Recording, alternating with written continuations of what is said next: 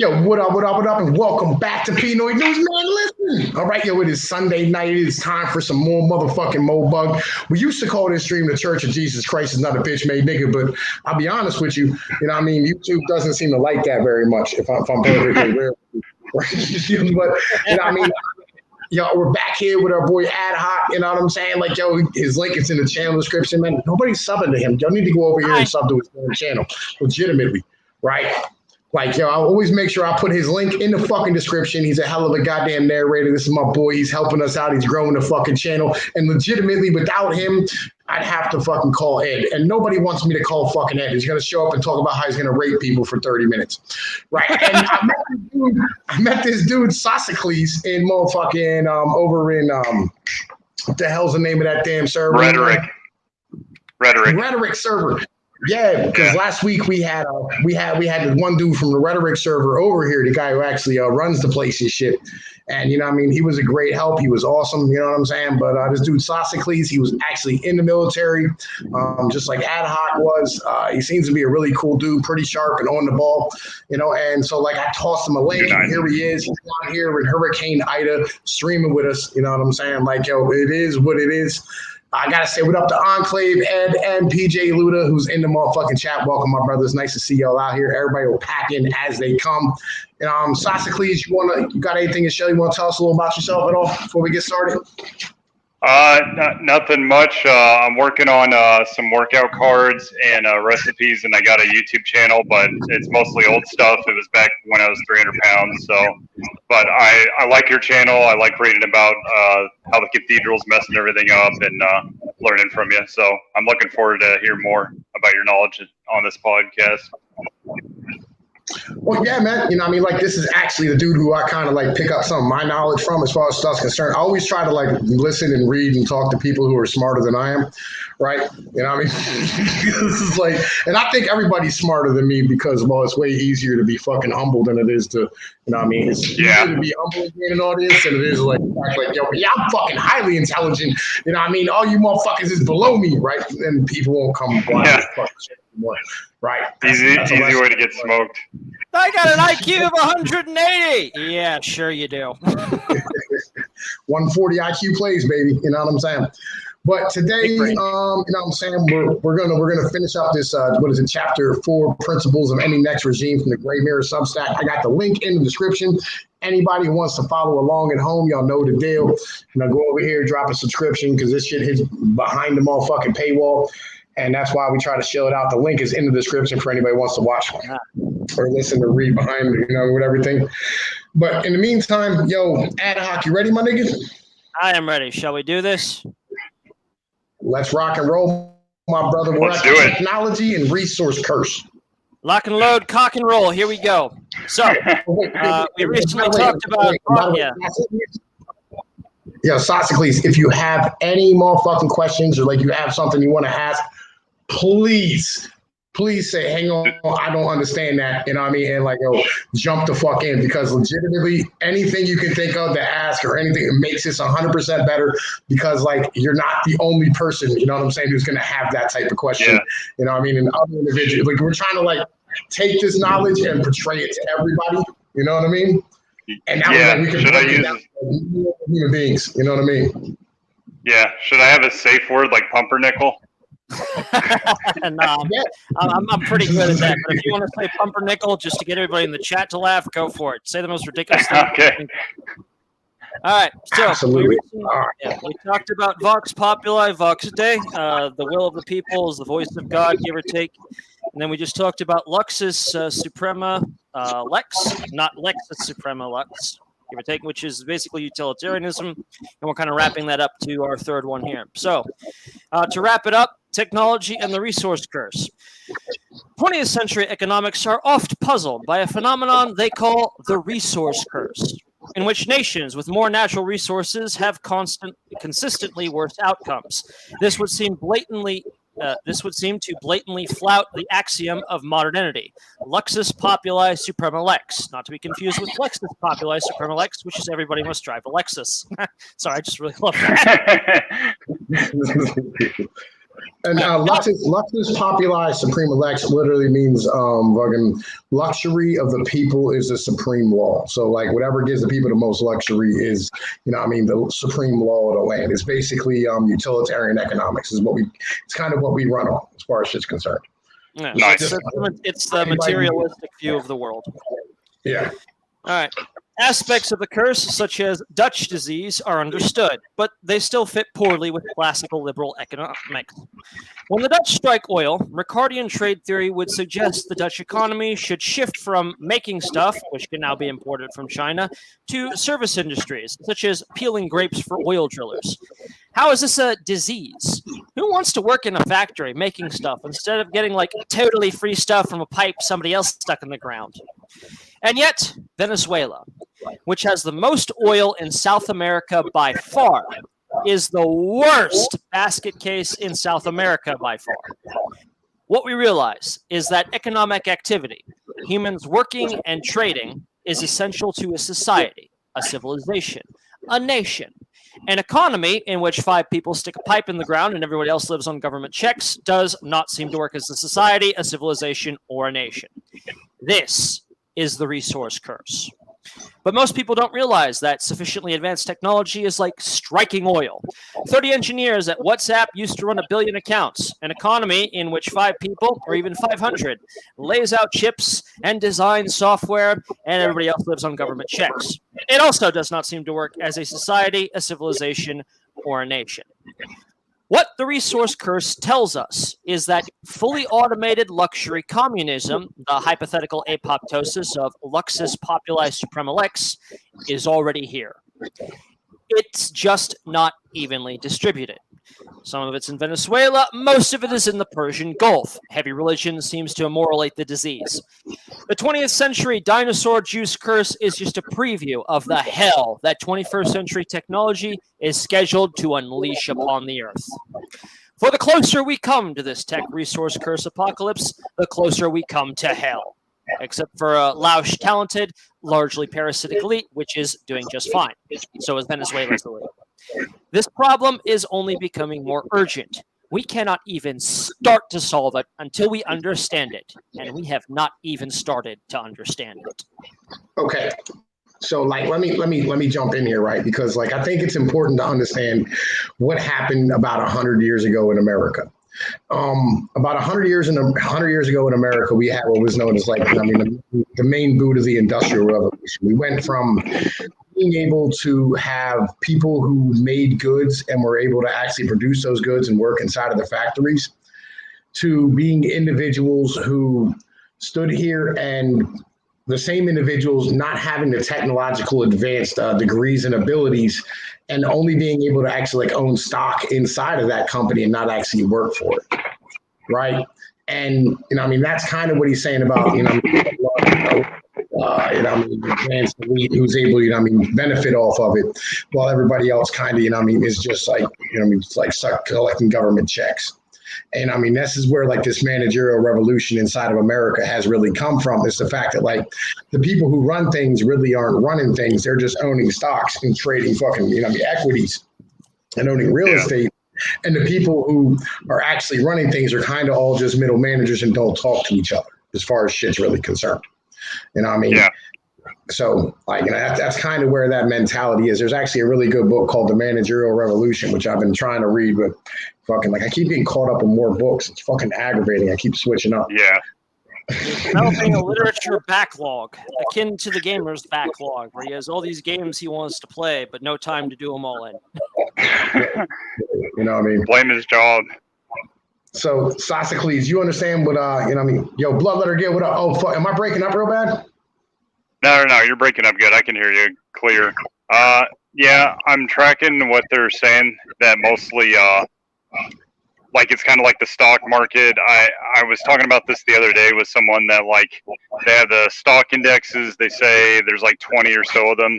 They're all blue chips. They've all been doing good for the last 20 years. But it's not a realistic picture of the market because there's companies that are going out of business or being bought or not doing well or whatever.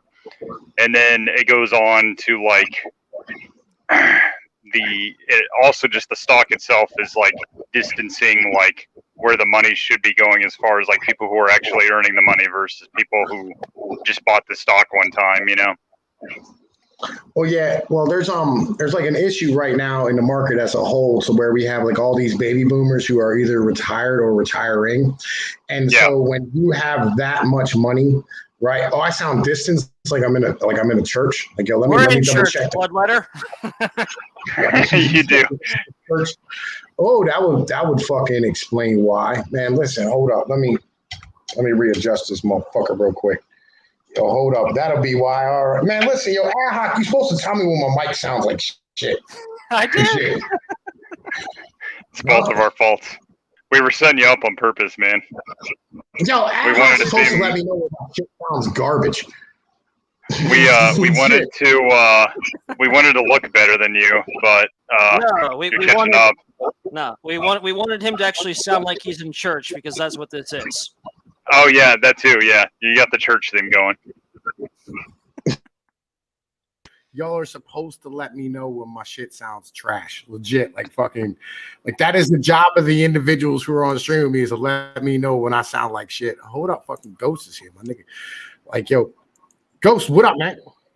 Hang on a minute, I gotta kill something. I was doing something on my cell phone. Can you hear me? Yeah, yes, I hear you. I can hear you. I hear some. All right, do I sound better now, man? Do I sound better now? I'm on my like $200 microphone instead of like, you know what I'm saying, the like fucking goddamn computer's mic. Yeah. Fucking goddamn shit. Johnny Boy, what up? Yo, Ghost is another boy of mine. He's from down in West Virginia. You know what I'm saying? Like, yo, you know how the hell this operations. Fellow motherfucking Appalachians. Love these dudes. You know, I mean, they're always awesome. I always support fellow mountain folk. All right. Anyway, so yeah, where was it? Oh yeah, fucking so like the baby boomer money's been sloshing around inside of the market as far as shit's concerned, just chasing every yield it could. And so it has driven up the cost to equities, because those equities, and that's why like we had like a 2008 financial bailout, is really they were bailing out the 401ks and retirements, because if they don't pay for those, then how do you pay for like property taxes and, you know what I mean, the things that fund your local and state governments? You know what I mean? Like all across the nation. So that's really what this was. You know what I mean? It's not a new mic. You know what I mean? It's my normal mic that I usually have, right? It's just fucking like my mic got the cord. Yo, it has a cell phone, old school, like one of them Android cords that you use to fucking charge, like the original, the USB fucking, like, I forget what the hell they were called. You know what I'm saying? The micro USB ports. Yeah, that's what they're still in use. They're still in use. We haven't swapped over to the full micro size yet. Yeah, my GoPro, and I just bought it. It's new. It's from 8man. It uses the same kind of thing. I think it uses an old school USB.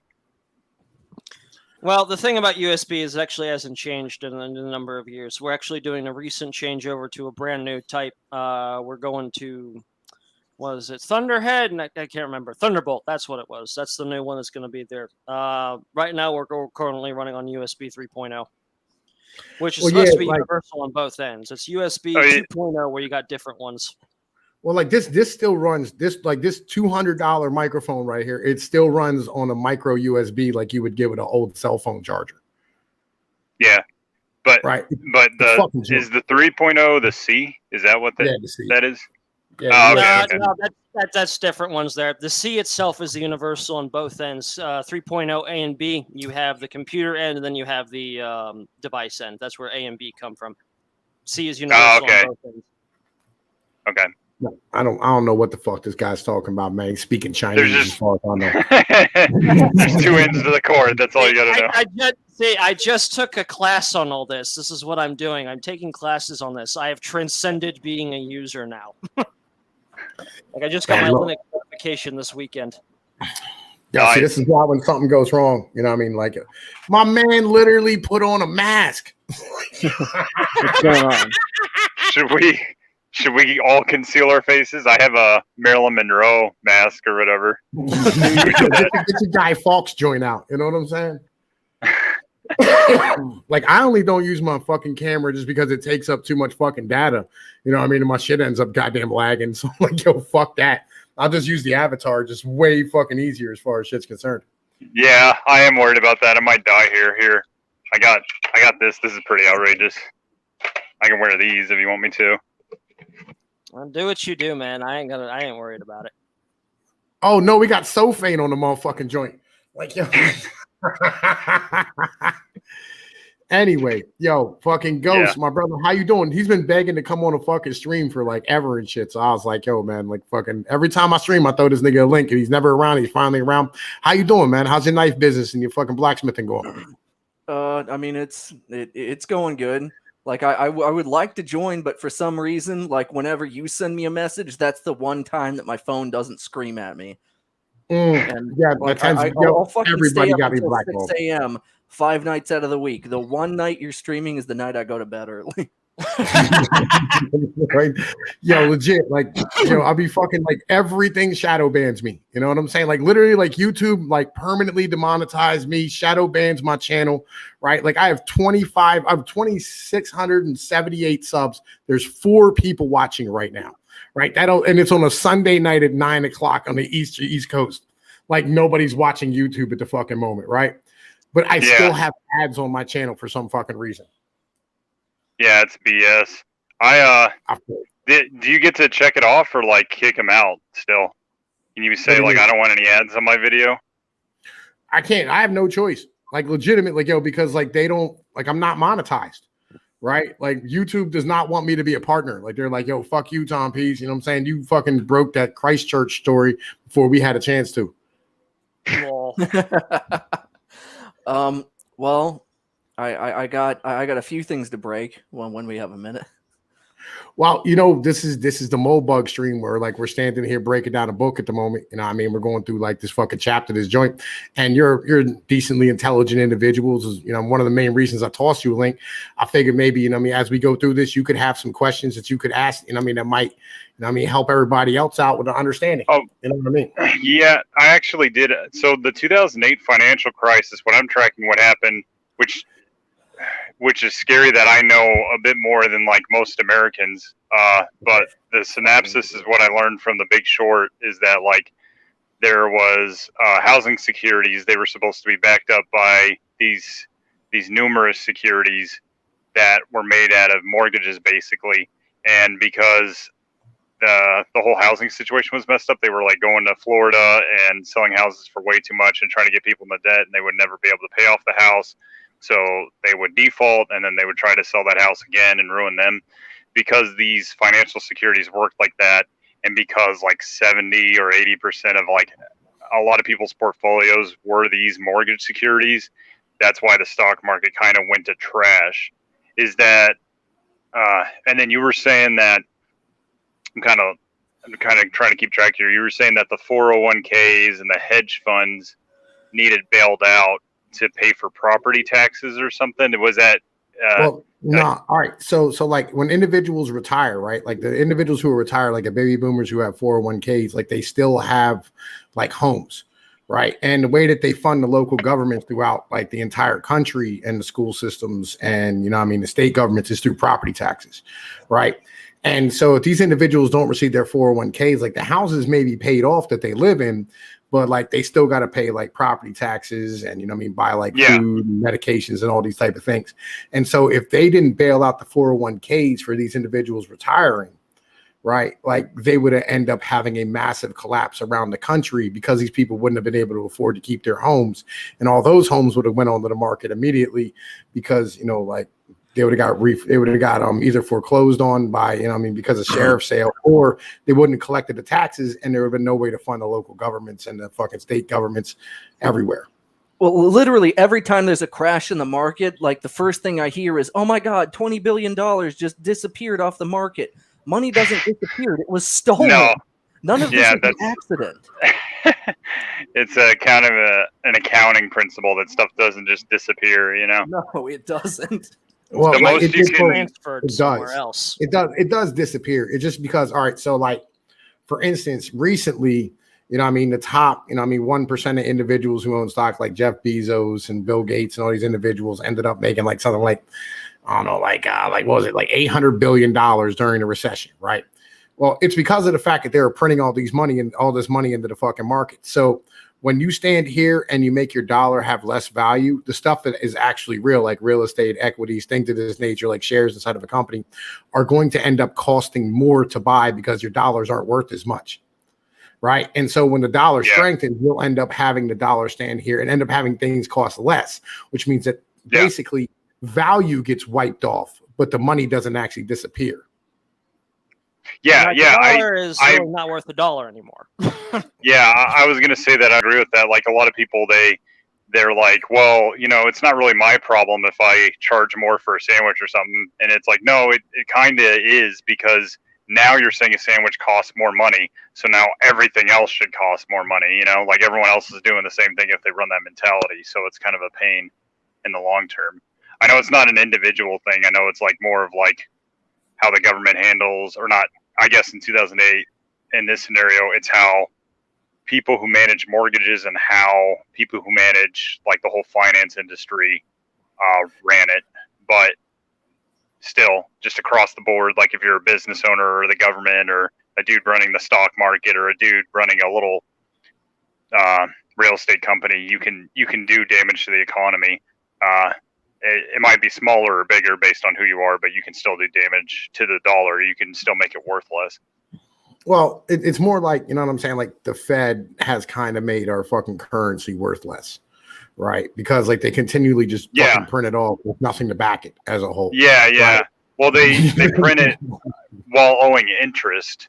And there was actually a really interesting scenario that like we could reverse it or pay it off or whatever, but it was like a very like, it's just not going on right now. There's no way for it to happen in this current like situation as far as I'm tracking. No, like here's the real bitch. Like I heard something recently, I mean, it kind of like, it reminded me of how fucked we are. It's like, all right, so if you paid off every debt possible, it doesn't matter, right? Because of the fact that like all of the money that you fucking use to borrow the money, it has interest on it, right? Like there's not enough money in existence to pay off all the money that's fucking owed. It's a debt-based currency system. There is far more debt than there is money. You can't create money without creating more debt. That's why usury was illegal for like 6,000 years. Yeah. I mean, the whole like, well, the bitch is that you can't run it off of gold because you end up like having a fucking constant deflation inside of the market. And then so like, if you wanted to invest money, if you wanted to invest gold, like to say like grow your business or whatever it is, you wouldn't have any returns on it. Is the bitch, because you would have constant deflationary pressure due to the fact that like, demand of gold going up, and then you would have your fucking currency continually strengthen. Is the issue. What I was tracking countries in history that switched to a gold-based currency, but they were immediately invaded and their leaders killed. Like there's nothing wrong with a gold-based currency. You can't have the same rapid artificial growth because a gold-based currency won't allow you to just print money. You have to find more gold in order to get more currency. Like here's how well that worked out for him to switch to a gold-based currency. Well, here's the bitch, and I'm gonna stretch my ability to understand economics and fucking explain this to you. So like, if you stand here and you trade in gold internationally, right? And I mean, like, one person, one country, another country has gold, right? And then somebody makes a whole bunch of something that's in high demand in another country, and then they sell that to the other country, and then the other country has all the fucking gold, right? Your currency is now devalued because of the fact that like these individuals bought all this shit with the gold on the other side, and there's no fucking dollars inside of your fucking market. There's no currency inside of your market to fucking, or there's no gold to back up the currency in your market. Right. So on the other side, you'll have shit tons of gold, and their fucking currency will end up being worth more because there's so much gold because of the fact that they have, that much gold against their goddamn currency. It's a pain in the fucking ass. Gold, a gold-based market doesn't work. Right. Especially when you have the volume of people that you have right now on the planet. What up, Michael Hatfield and Dunku?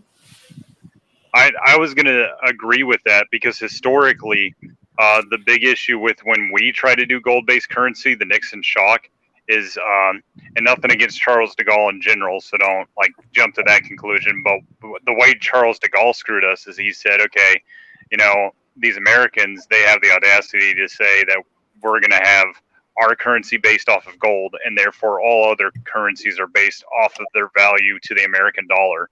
So what I'm going to do to mess that up is I'm going to go to Fort Knox and I'm going to try to buy as much of the gold from America as I can with our currency converted to American dollars.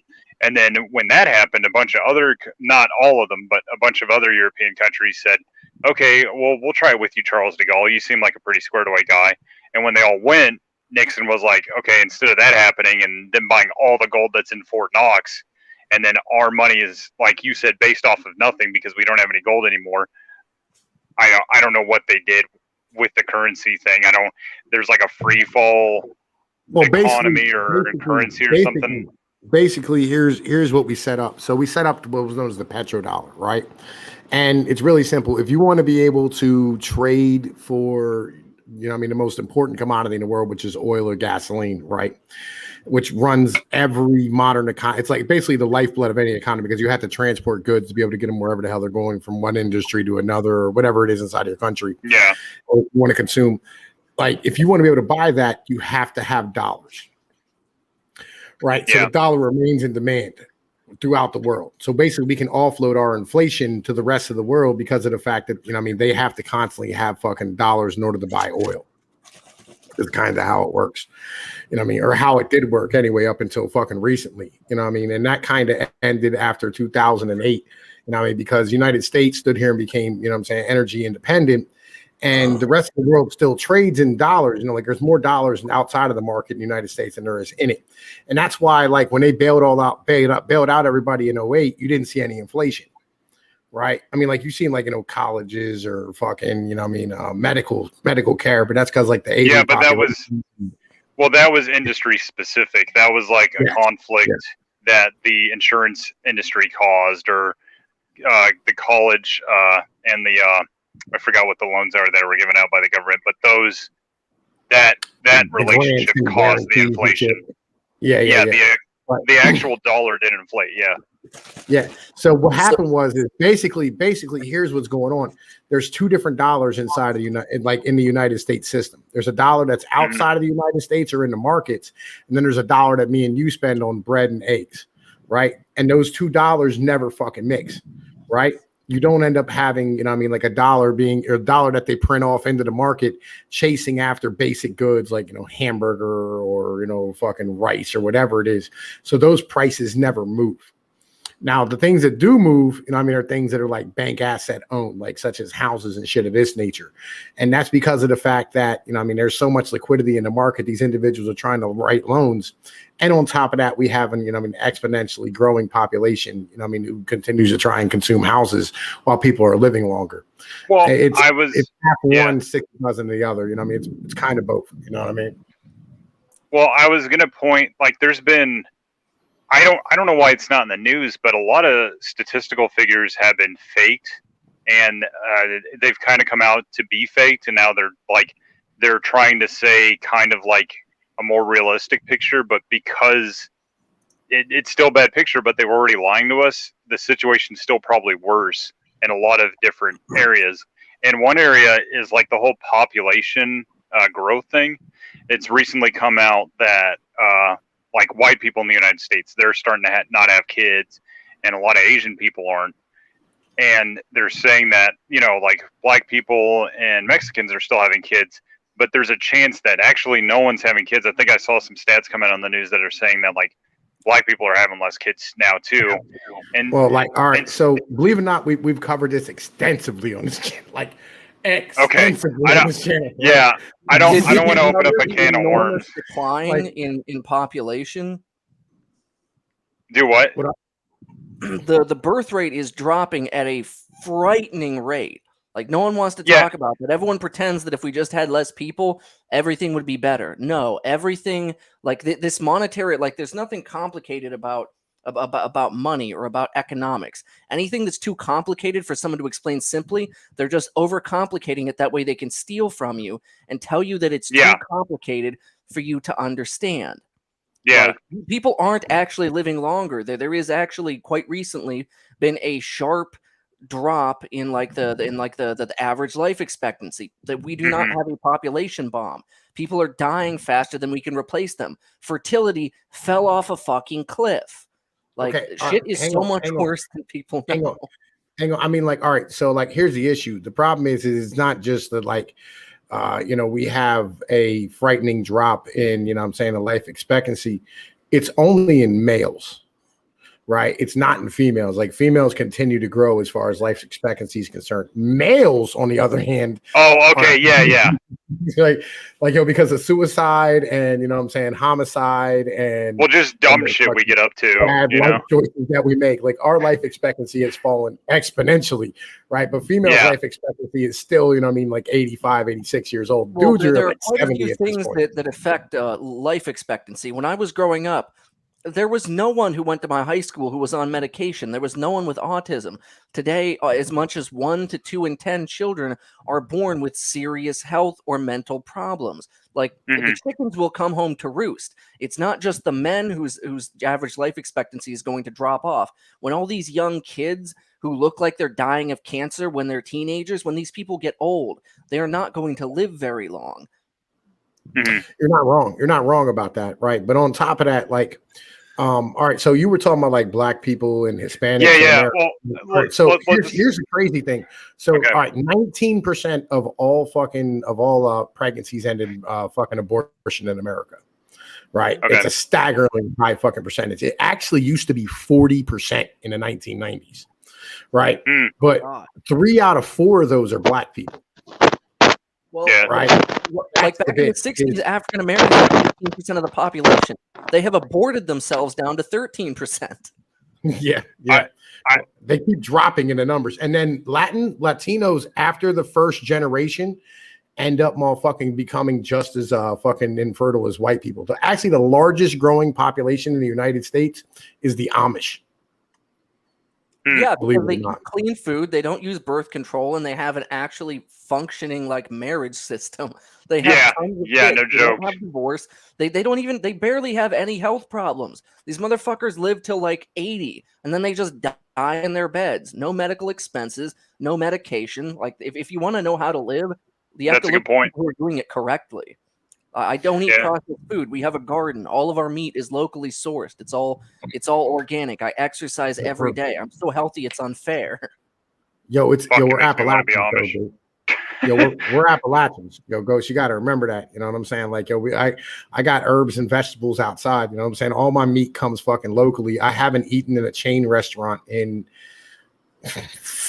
a year.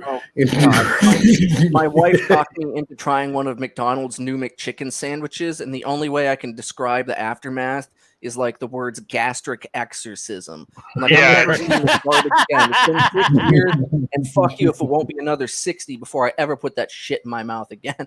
I eat produced crap all the time, and I won't go near McDonald's, man. It's rough.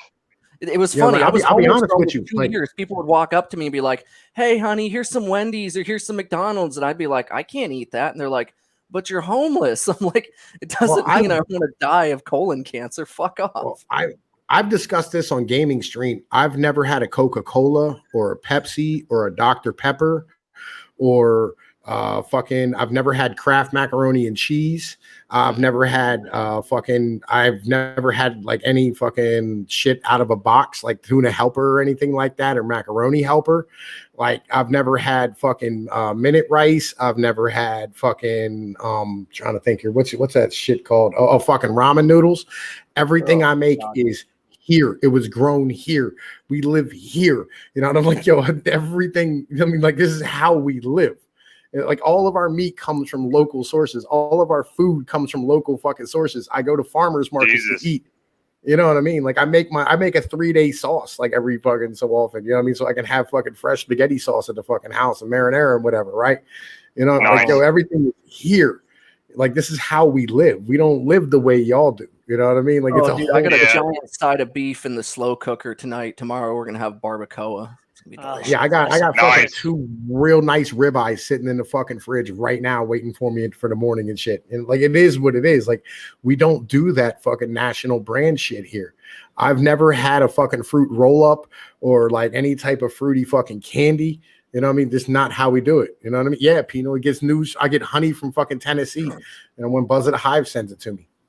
You know what I mean? I mean, for the record, like I'm from Northeast Ohio originally. I moved here to live with my wife, and because of the enormously low cost of living and just the natural beauty and the like everything that goes on around here, we've decided to, like, if we leave West Virginia, we will be leaving the country, which might happen pretty soon because I'm going to get out of here before they start pulling us out of our homes and forcefully injecting us. But that's a story for another day. But Another day. the people around here, like I am by far if I am not the healthiest person in this town, I've got to be second.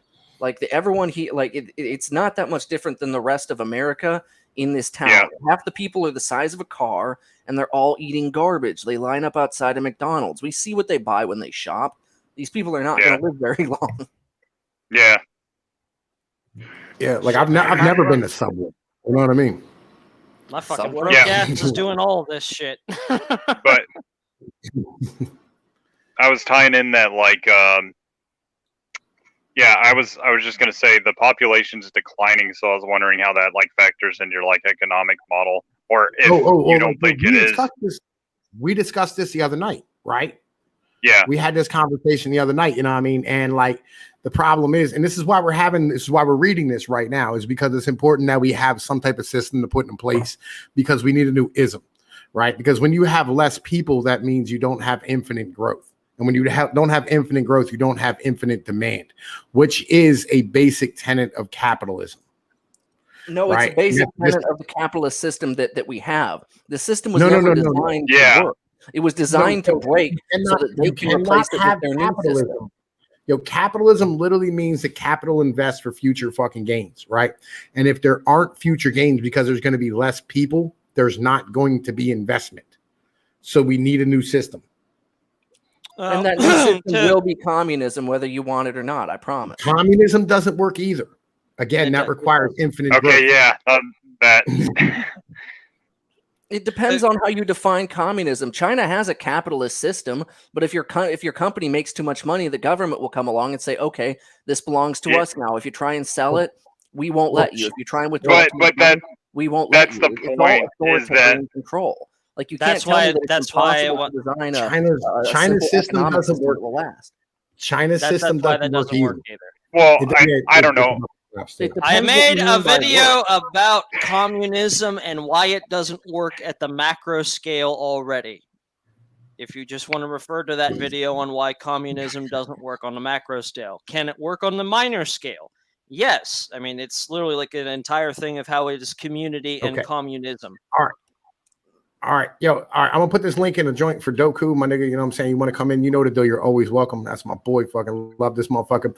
But Ghost. So there's a reason we're reading what we're reading right now, and you're about to hear a system that doesn't exist at all, right? It's not communism. It's not capitalism. It's not socialism, right? It's a fucking hardline mercantilist system, right? That may work in a different way. It's based off of some of the premises by a guy named Friedrich Fisk, I think the guy's name is.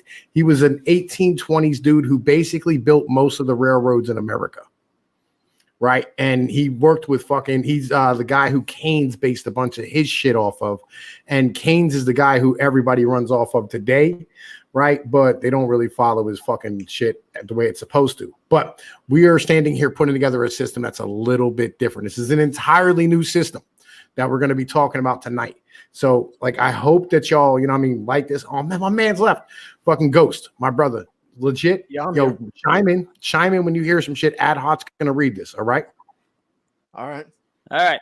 So, the third option of government. We've already taken a look at Vox Populi, Vox Dei in the previous one. Now we are taking a look at Salus Populi, Suprema Lex. This is the original and correct principle of all government. Famous for millennia, never changed, and never improved on. The health of the people is the supreme law. Alas, it is easier to say than understand, and easier to understand than implement. Well, the word salus, literally health, is the core of the question. In 2020, salus has taken on a very literal meaning. While this medical definition is not wrong, nor is it complete. A broader sense of salus might be translated as human condition. certain members of the legal profession accepted a human has both a body and a soul. Fucking lawyer joke. So we might say that the purpose of government is to defend and cultivate the bodies and souls of its subjects. Citizens beg the question, vox populi, vox Dei.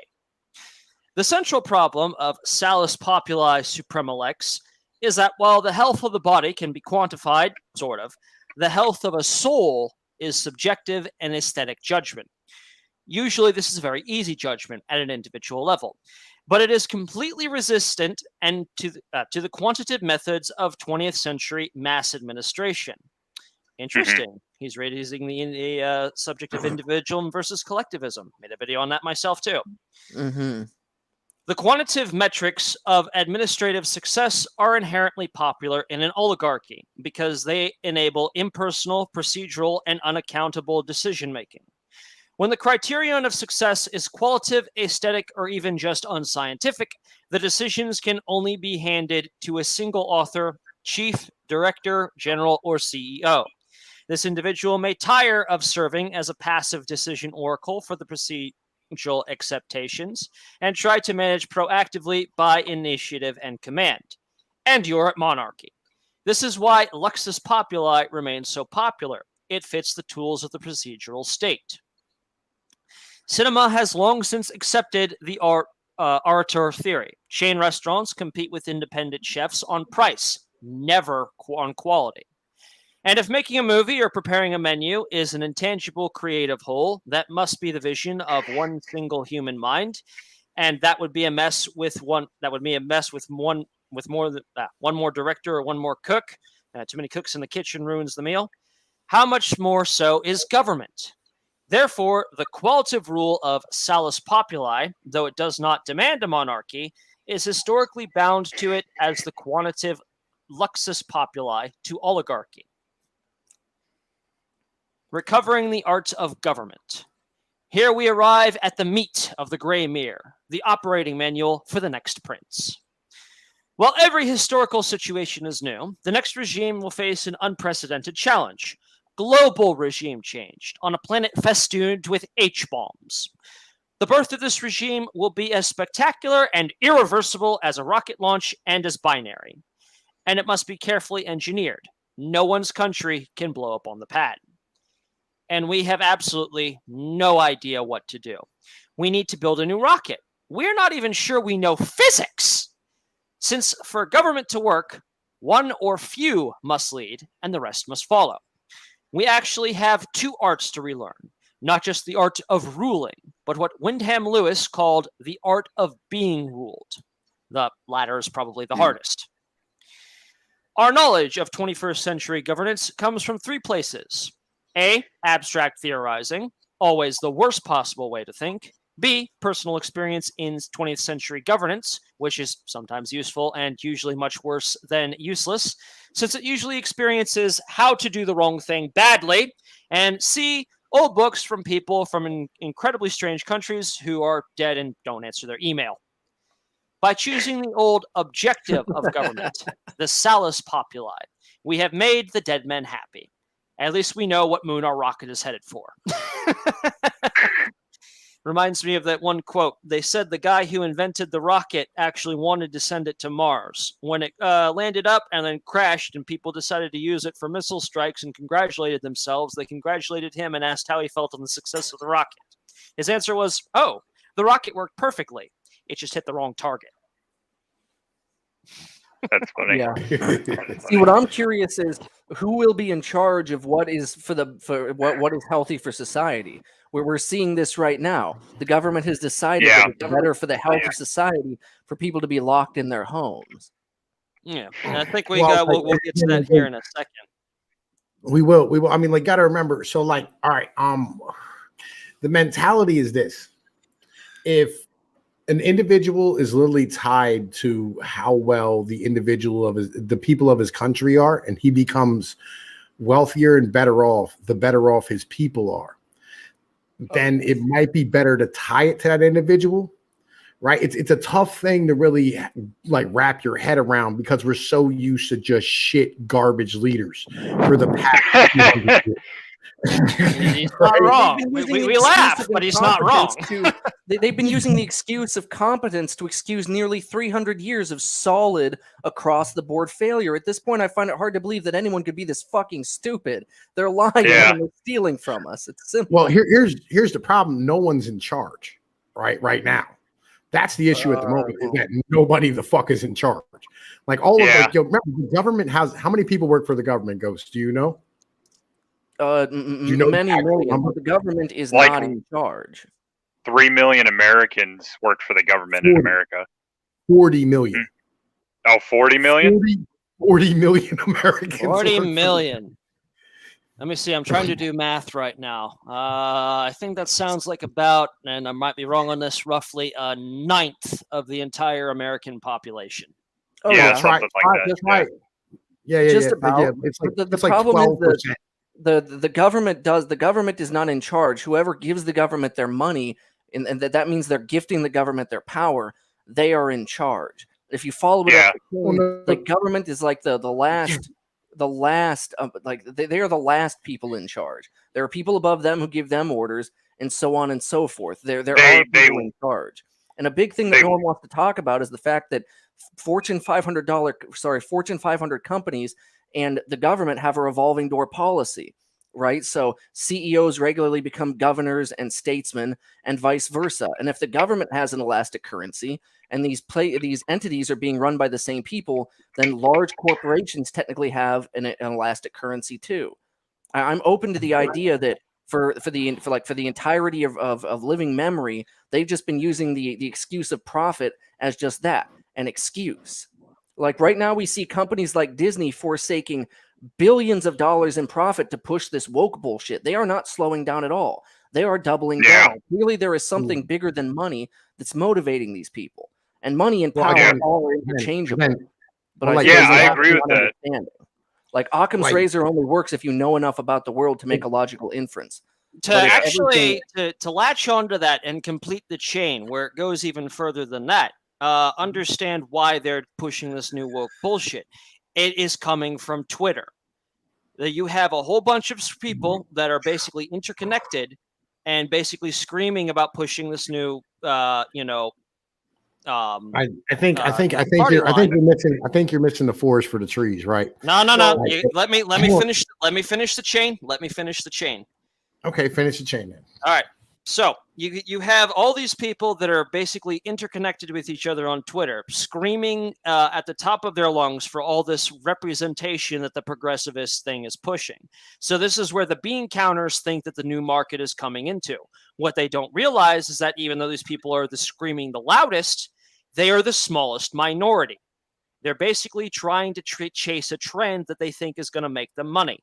Unfortunately, the audience and money is not there. Yeah, the cake is a lie. I mean, I think they know they're not going to get any money. I have it on good authority that the vast majority of these people on Twitter who are spouting these retarded opinions, they're either like Mossad or CIA plants. I find it hard to believe that this many people could be this fucking stupid. And it's not that many people. It's a very small minority. All right, let me connect the circle for everybody, because this is, let me give you the grand unified theory of all this fucking bullshit and what the hell you're talking about. All right, so it's really simple. All right, it's really, really simple. All right, Harvard, Princeton, Georgetown, Yale, Cambridge, there's like 3 or 4 other like huge Ivy League universities who produce all these shitheads. All right, who stand here and spout this woke bullshit. And then they stand here and write all the fucking curriculum for all the other colleges. 60% of our fucking people in this country go to goddamn college. They all get indoctrinated with the same bullshit. They all become CEOs at the same at companies. They all become government. They all become fucking media people. And then they're all spouting the same shit, and they're talking to people like us who didn't go through this indoctrination. So it makes no sense to us, but to them, it's normal. And the reason why is because of the fact that the more people they stand here and allow into the system and make welcome, blacks, transgenders, homosexuals, whoever it might be, all right, the more money they can make because they're now putting them into their jobs, into their fucking loans, into their fucking financial products, into their fucking homes. So like, it was just more people into the pie. That's what it's about. All right. It has literally nothing to do with motherfucking like, woke nonsense or fucking CIA Mossad shit or fucking any type of Rothschild thing. It's about the fact that the more people they can get in, and this literally comes from Ted Kaczynski in the 1990s said this shit. Right, flat out. He said, "Look, the neatest system that the neatest trick that the system ever plays, right, is taking the people who are protesting and making them protest against the system for something that's good for the system as a whole." Yeah, it's a controlled opposition, and it's not even that. Like, it's literally like, that's exactly like the system needs it to fucking fight against racism, homophobia, bigotry, fucking transphobia, all this shit. Because these people, if they're let into the system, is more money in the system. Yeah, and I wanted to kind of back up that point. I've kind of done some research, a couple of pointers onto that. Well, we brought up Twitter first of all. So like the way I would like everyone to look at Twitter is that, okay, so Twitter doesn't make money in the stock market, okay?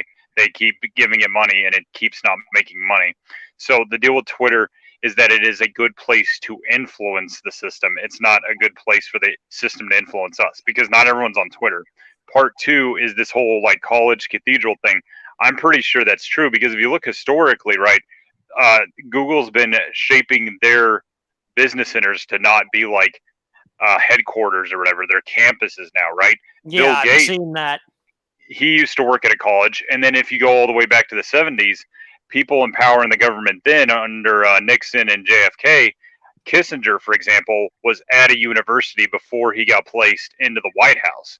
So historically, even this whole like thing with the power flowing down from the university, the centers of influence being schools, pretty much in every scenario, that kind of looks valid, in my opinion. It's a long, slow march. Well, it all started with FDR. FDR literally took all the people out of the universities and put them into the administration during the Great Depression. You know what I'm saying, to bring through his progressive movement. I'm gonna have to look that up. I wouldn't be surprised, but this is where it all comes from. FDR. FDR literally put the bureaucracy in place to stand here and strip out the executive power out that he left. That's why he left Harry Truman in charge. Right? Because that guy was garbage, right? That dude was nobody. He couldn't run shit by himself, right? He was a do-nothing, useless, garbage piece of shit because the guy who was under him, and I never remember his fucking name, and it pisses me off, was the actual progressive, right? Like he literally ran on the progressive ticket back in 1921, long before FDR came to power. Right. And he literally had the same ideology that they have today in the progressive movement. And he booted that motherfucker out, put in Harry Truman, who was a nothing, and left the bureaucracy in charge. Because before Harry Truman, if you had a problem in your local area, on your farm or on your your fucking business, you went to the county. You went to your fucking local, whatever the fuck it was, your 4-H. It was a lot more communal, is what you're getting at. Yeah. Yeah. Well, it was a lot more local. Right. And then once FDR came through, everything became federal. You know what I'm saying? Like if you had a problem, you had federal agents around that would help you out with that. You know what I'm saying? All these farm subsidies and all the fucking local township subsidies and the fucking, the police subsidies and all the other things. So basically he stripped out the power of your local municipalities and made it all a federal bureaucracy and left that in charge. And it's been that way ever since. Okay, in your opinion, did FDR mean to do that, or did he put the system in place, wanted it to be temporary, and then it just stuck? Well, they were flying by the seat of their pants at that point, right? Because they literally had fucking corporations set up in Delaware where they literally were going to use the federal government to motherfucking buy out the fucking stock market and nationalize everything. Right. Yeah. And they didn't take it that far. You know what I'm saying? There was they didn't know what they could really get away with as far as shit was concerned. And they didn't know what they could actually do and like what, they were going to be able to do and what, what they had the power to do. It was all kind of, fucking little by little put into place, and piece by piece, it kind of all fell in. But again, this all came out of the universities. Right. And fucking FDR was the one who really brought that in. And if you really want to be technical, Wilson was motherfucking a historian out of, I want to say Maryland University, fucking he was like a historian before he was fucking president and shit. And he was a really bad one too, as far as shit was really Woodrow concerned. Wilson? Yeah. Yeah, I've actually seen the video on that one. I've seen the video on that one. I think he did come out of UMD, University of Maryland. Yeah, right. You know what I mean? So like, understand, like, like I've been trying to study as much as I can on all this shit, but fuck, man, I got 7 kids and a job to do. You know what I mean? Well, this problem's older than all of us, and they're lying to us half the time. So like, what are you gonna do? Half the time? That's pretty generous. I actually found it funny that you guys brought up Twitter. Sorry. Go ahead, Doku. Go ahead, my nigga. Go ahead. Yeah, no, I found it funny that you guys brought up Twitter. Like, Moldbug literally said, he said the 20th century is the only century in human history where not one of the historians isn't a fucking partisan. He's correct. But no, what I wanted to just point out real quick, it's funny because prior to the age of social media, which, well, I'll just get to my point. Prior to the age of social media, where you saw all the protests and everything going on, those were all on college campuses. Those were all university students. And what happened is you end up creating, you end up creating incentive. And so what you see is kind of the same reason that you see companies like Disney pandering to the woke nonsense, as we pointed out earlier, is because companies see this. It creates an incentive, and it's like, okay, well, all right, fine. I'll bring these students in because, yeah, they're going to bring revenue into my institution. Yeah, we can teach them. Yeah, the ideology starts flowing through everything. Well, these people get out, and it's like, well, yeah, I got my gender studies degree. Well, no corporation's hiring a gender studies professional or anything like that. So what happens? They go back to doing the same thing. They protest. They picket sign. Now you start creating incentive, and government looks at this like, oh, well, this person is being discriminated against because they don't have a job. They're this, they're that. It's not because the companies are discriminating against you for any one particular reason. It's just, guess what? I don't need someone who has a degree in gender studies. So guess what? The government then comes in and creates an incentive for that to exist. And so it creates this circular form of problem, incentive. Oh, by the way, I can profit off of this. So, okay, cool.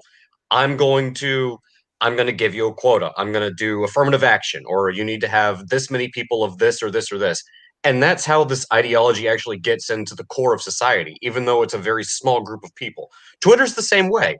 If you believe Twitter to be an accurate representation of real life, you'd think half the population can't decide what freaking bathroom to use. But fucking hell on this. Twitter's got 180 character limit, and I regularly lay into people for not understanding what a fucking summary paragraph is. I learned that shit in the 3rd grade. What the fuck are they teaching in these schools? I just assumed that most people on Twitter literally shit in their front yard, really.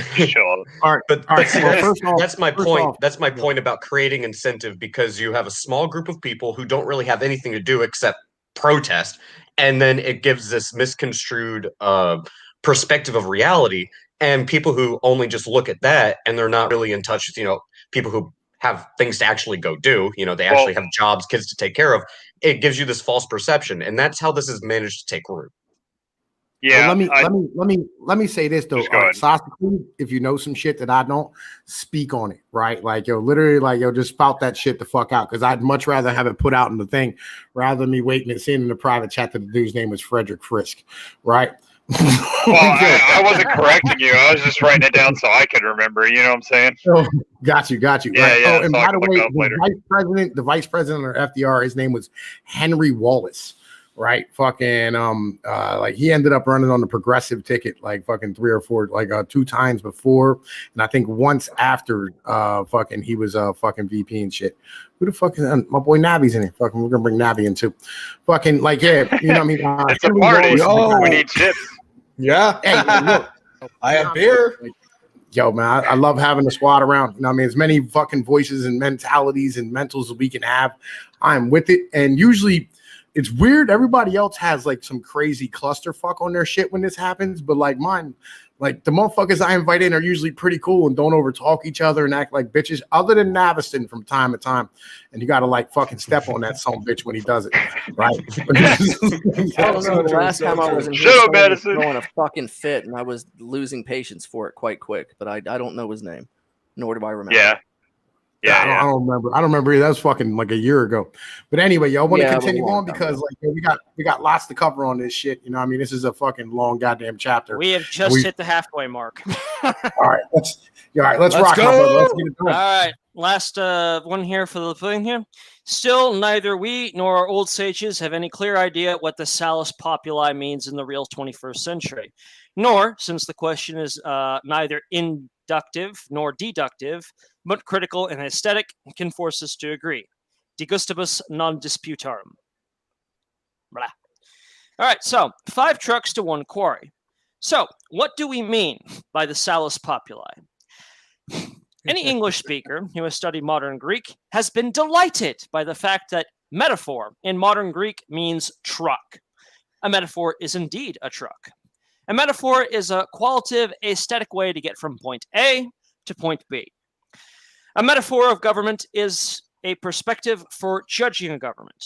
If our metaphor of government is that Elvis is Lord, the way we judge a government is to ask, what would Elvis do? What would Elvis think? If Elvis is satisfied, so are we. Of course, this truck is only useful if we know more about Elvis than government. In my pocket, I have 5 metaphors of government. All 5 are synoptic, ask the same question, they produce roughly the same answer. This could be because it is the right answer, or it could be something else. Unfortunately, bits have become very expensive this summer. The Grey Mirror's bit budget is almost exhausted. We can only afford 2 of these trucks. We have chosen the 2 which are new to almost any reader, which you have never thought about in the context of politics or history. They are not the best trucks, but they are new.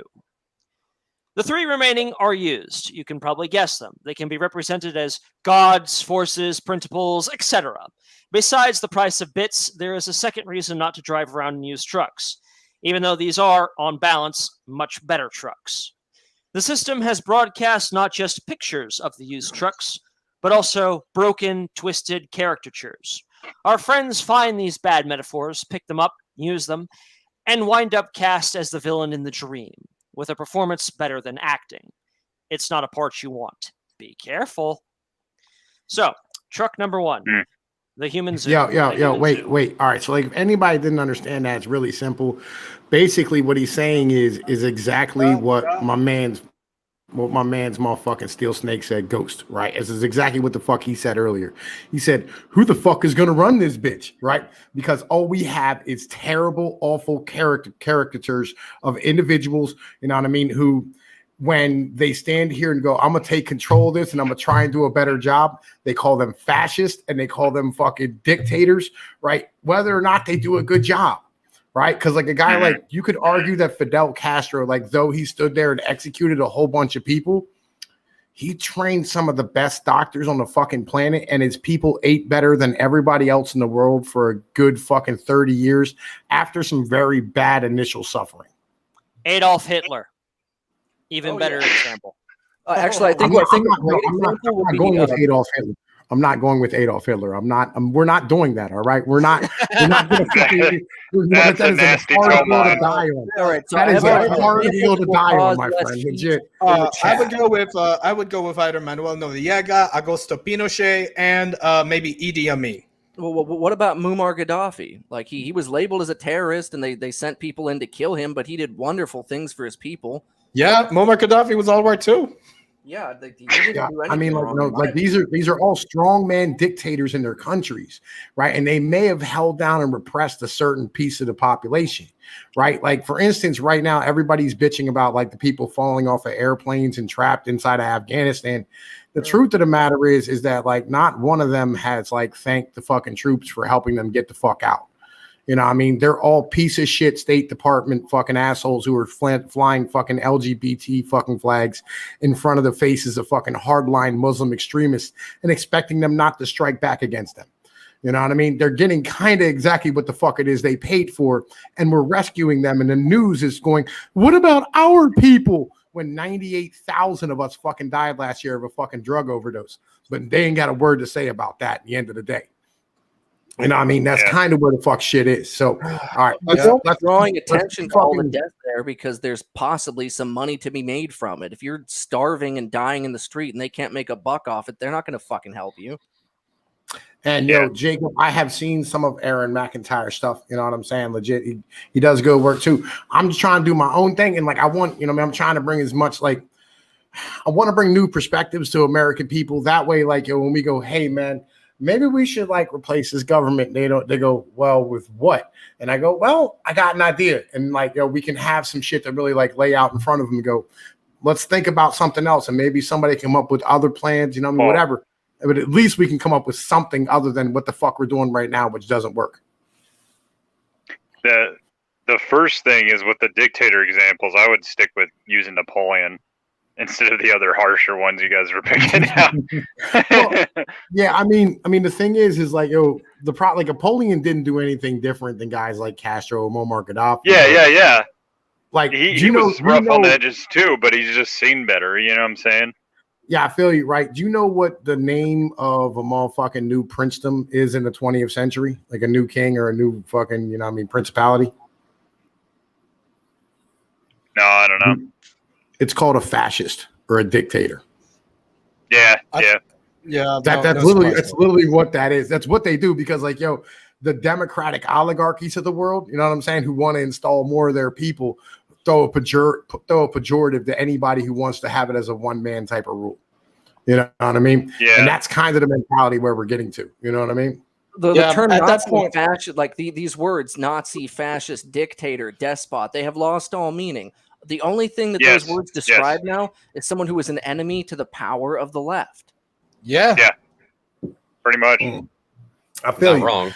Like, we have to stand here and kind of like break it down in the more positive note of where you go like, a new prince, right? Because when you think of like a prince, you go like Prince Harry, or like fucking, fucking that dude with the purple suit who fed bitches, bitches full of tap water. You know what I mean? Right? Yeah. Like, right. Well, that's like we like princes and shit. You know what I mean? You can say like, a new prince today is now called a dictator, right? And they go, this is fucking grinding. You know what I mean? It makes people think. I wanted to talk about. Yes, continue. I'm kind of digging this group because usually like the big issues we have is like the left wing is like they're pretty like intelligent, they're maneuverable, but they're not smart enough to not be taken advantage of. They're not smart enough to avoid like this whole new world order crap, right? And then the right wing, like they're pretty practical dudes, but like as far as intellectual stuff goes, they're kind of dumb. Like they're watching the left wing do stuff and they're like, oh, that's wrong that they're protesting all over the place. And it's like, okay, but it's working for them. Can we like take advantage of them or hurt them or whatever? And they're like, no. And then when we protest around Washington, D.C., they're like, well, we're just protesting or whatever. We're kind of catching up to them. And I'm like, yeah, but this is reactionary. They're going to take advantage of us. And then they do. It hasn't come out on the news, but I wouldn't be surprised if like a bunch of like Antifa dudes planned to take advantage of all the right-wing dudes and make them cause January 6th. And I don't think January. That's not a secret. Yeah, there was news of that. Like there was news. There was actually news of the FBI doing that. Right. Well, let me finish my. I know. But let me finish my compliment here. Is that we're kind of like sitting there and we're like, look, they put all of our terms for our culture and our ideas like in a really harsh light.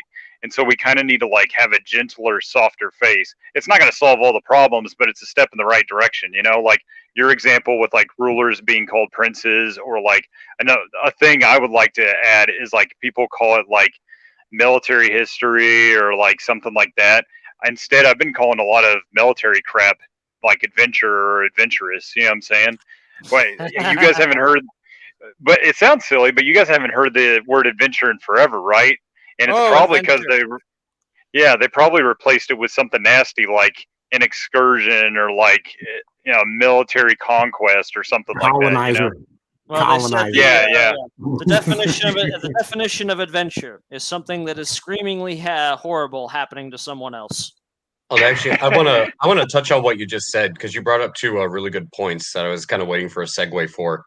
On your first one, when in regards to the right not being as good as what the left does, the prime example that you can see of that is look at what was happening in Portland, Minneapolis, Seattle, LA, pick a city, and look at how reluctant Trump was to actually wield power in a way that would stop these things from happening. But look at how quick Mayor Bowser and Nancy Pelosi were to bring the National Guard in and put a fence around the Capitol building. They're not afraid to wield power. The problem that the right has is that they value freedom so much to such a degree that it actually cripples them to the sense where they're not actually effectively able to wield power, versus the left has no problem doing it. Exactly. The thing is, like, we're fighting a very dirty enemy, and I love a lot of right wing guys. Like, their heart is in the right place, and they're like, no, I can't do the same crap that the left wing guys are doing to us. And I'm like, but you don't understand. They are doing it because they have power right now. If it was someone else, if it was like actual communists that had power, they would do the same thing to left wing dudes who don't want communist stuff. So we have to be willing to get as dirty as they are to stop them from doing what they're doing. That's what we have to do. And they are cowards when you play that game against them. If you show up ready to fight and you're projecting that power that you want to fight, and someone comes in to take a swing at you, you deck one of them, the rest are going to scatter like rats. They're that terrified of having that power wielded against them. Let me say this, right? Let me say this real quick, right? You know, back in the day when Alexander Hamilton was talking to his contemporaries in Europe, you know, I mean, like, he would write letters and say, like, you know, fucking, it's hard to control the mob in America because, like, they're like an unruly savage beast. And today, let's be honest here, the level of, you know what I'm saying, like, fucking learned fucking depression in fucking America as far as shit's concerned, like the learned fucking goddamn defeatism, right, that we have is ridiculous. Like, fucking the people don't even want to fucking vote. They don't even want to participate. You know what I mean? And the truth of the matter is, when the right wing votes for somebody, they're voting for issues. You know what I mean? They're voting for a issue. Like, for instance, like, we voted for Trump, but like, everybody shit on him the moment he said, yeah, I'm gonna fucking make bump stocks illegal or whatever it is. You know, and like, these type of things here are fucking problems. It's like, oh, we need to elect somebody and just go, that's our dude, do what the fuck you have to do. You know what I mean? And get the job the fuck done. You know what I mean? And hold your goddamn line against fucking people. And, you know what I mean? Support your fucking dude no matter what the fuck it is he does. And that's kind of where we're failing as a whole on the right wing side of things. You know what I mean? On this kind of touches also on the second thing I wanted to bring up, not to derail anything, but just as far as the system of governance goes, our issue has gotten to the fact, and this is how the country was supposed to be founded to begin with. Yes, things do run smoother when you have one or a small group of people that are, you know, in charge, making the decisions. And again, a government requires the consent of the governed, which is why power was always supposed to be on a smaller scale, and why we were the founding fathers were always against large centralized power. We were never supposed to be this, you know, the president is the most powerful person. It's like, no, what it should be is that your local mayor, your local governor, they're technically the most powerful person of that town, and you elect representatives that go and represent that area that is being governed, that they have the majority of the power, and that voice gets represented in a larger house of governance. But the federal government was never supposed to be the end all be all, you know, form of power. It's representative. So, like, the example I always use, why is some yuppie from New York who drinks yak milk lattes, who's never worked on a farm in his entire life, who doesn't even know how to start a freaking tractor, doesn't even know how to drive a stick shift, telling me, as someone who actually works on a farm, what to do? There's no reason this person should have any degree of governance or power over me. Maybe I live in the middle of the freaking woods, and I actually do need a freaking firearm with a 30-round magazine, because guess what? There's wolves that are going to kill my livestock. But you live in an urban area, and a 33-round magazine on a AR-15. You don't need that. Well, yeah, of course you don't. You don't need it, and I'm not even going to get to the issue of its you're Bill saying of Rights, I don't not need me. it. I do need it for the human trash that's out there that I need to hunt down. That's going to hurt me. And you could easily make that argument, and you would be correct. I would be on your side of that argument. But you'll have a lot of people who say, like, well, I live in this city, so I'll use a different argument. I live in the city. I don't need a tractor. That was a good argument. No, it's a good argument. A wolf is like a dude that's on meth, and it could take up to 7 rounds to stop a wolf, you know? Well, and so I'm going to use what those coked up people can do when they're. Oh yeah, bath salts and shit, bro. But no, I'll use a different argument just to hammer the point home. put that out But there. you- Like, yo, I'm gonna hit you with a But- slug at a 12 gauge and take the top half of your body to fuck off. Yeah, no one's getting up after that. Like But the 12 gauge is like the perfect crackhead gun. I'll use a different argument just to hammer the point home, just to show that it's not exclusive to firearms. It would be like somebody in Chicago saying, well, you don't need a tractor. It's not fast enough to drive on the highway, and you're going to block traffic, and you're going to make life more difficult for everybody else. Yeah. But I live in the middle of fucking nowhere in freaking Iowa or one of the Dakotas. I actually do need a tractor. And that's like, Tractor's got a big, strong engine there. I'd love to see one of their little zippy hybrids try to do the shit a tractor does on your farm. Yeah, plow a field with that fucking Prius, you piece of shit. Let's watch. but it's the I same, mean, I it's the can't same even, I type of can't even argument. fucking weed whack my yard with the goddamn fucking electric weed whacker I bought. It like fuck, I gotta stop halfway through and recharge the fucking battery and do the rest of it the next day. It's a pain in the fucking ass. But no, Everything new is designed to be garbage. Like we had an old school gas weed whacker and it worked just fine. We bought an electric one. It fucking sucks. We replaced Yeah. the window air conditioner with a brand new one, like 8,000 BTUs. It doesn't cool shit. Everything new is fucking garbage. But my point is this: the reason that we want decentralized government and not a centralized government is because the person who's living on the top of the mountain doesn't have the same type of concerns as the person who's living at the bottom of the valley next to the lake. Like that's the whole entire point. And the reason our society, in my opinion, is degrading is because we have this idea that it's supposed to be the federal government, it's the president, it's the House of Representatives, it's the Senate, it's the speaker, it's the majority and minority leader that are supposed to make the rules for all of the country, when that's not how it's supposed to work. It's completely inefficient, it's not representative, and it creates more problems than it actually solves. Yeah. And Yeah. that's how it originally started too, is that the federal government the states were supposed to rule themselves, and this is what the founding fathers wanted. The federal government was meant to be an adjudicator between the states. There were some common laws that all states agreed and, wanted implemented, such as murder is illegal. But for things like, how you're supposed to raise pigs, for North Carolina, which is a state that is for pork, at least back in the day it's there, do you really want someplace like Rhode Island, which doesn't necessarily have the same agricultural suitability for raising pigs, them dictating how North Carolina should raise its livestock? Doesn't make any sense. And No, the I federal agree. government- This is why I say America shouldn't be a country, right? It's a fucking continent. Like, Well, legitimately, yeah. like, yo, there should be like, yo, we literally should have like at least 5 or 6 different countries here, right? Because there's 5 or 6 different distinct cultures, geographies, and fucking people on this fucking continent as a whole. Yeah. Right. But And there's no reason we should all be ruled over by a central fucking government. So in to any get further into that is that, say, for example, Rhode Island somehow gets that bug in its ear that says, you know what, we should have a say in how the agricultural industry raises its pork. North Carolina says, fuck you, no. This is when the federal government steps in to make a decision to adjudicate between the states so that the states don't necessarily go to war with each other. That's the purpose of the federal government. And the president is meant to be a diplomat. He's meant to be the lead diplomat because, the king of Saudi Arabia isn't going to want to meet with some little nobody diplomat out in the middle of nowhere. He wants to meet with what is effectively what he sees as an equal, which is the president of the United States. So the president is meant to be more a diplomat and to help oversee the day-to-day operations. He's not supposed to have all this power. However, Bobby, they've had all this is broken down in other chapters of this book. Like the next chapter will start next week. And I mean, all this shit kind of starts really getting broken down about how the fucking government really should operate, depending on like where you live and different ways of fucking operating it.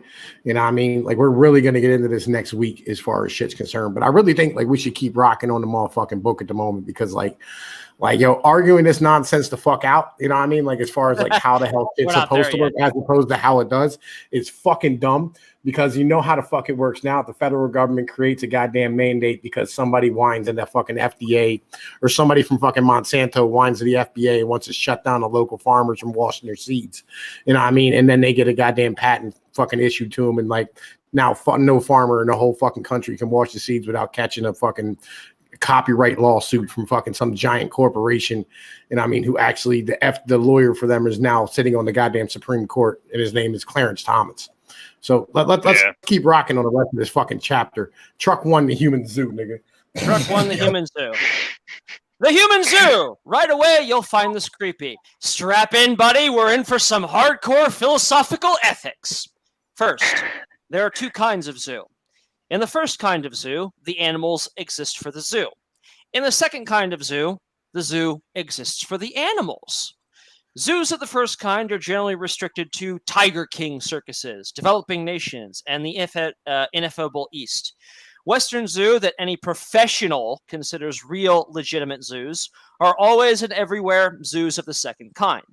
The purpose of the zoo is to support animals, not the other way around. The Bronx Zoo is not a conspiracy to imprison and torture animals, Peta. So, the zoo is for the animals, just like government is for the people. Yet, the zoo exercises absolute unconditional dominion over its animals, just as any government exercises absolute unconditional sovereignty over its subjects. Maybe this metaphor isn't so creepy after all. The animal condition. What does zookeeping for the animals actually mean? What is the salus animalium? As with humans, this question is surprisingly hard to answer. In animals, it partakes more of the physical. We only think of humans as having souls, but higher animals certainly have minds, habits, and personalities. We name our pets for a reason. The salus animalium could mean the zookeeper is a farmer, that her goal is to produce as many physically healthy animals as possible. While reputable zoos do breed animals, a zoo is a zoo and not a lion farm. The salus animalium could mean the zookeeper is a crazy cat lady, that her goal is to make sure the animals enjoy their lives as much as possible.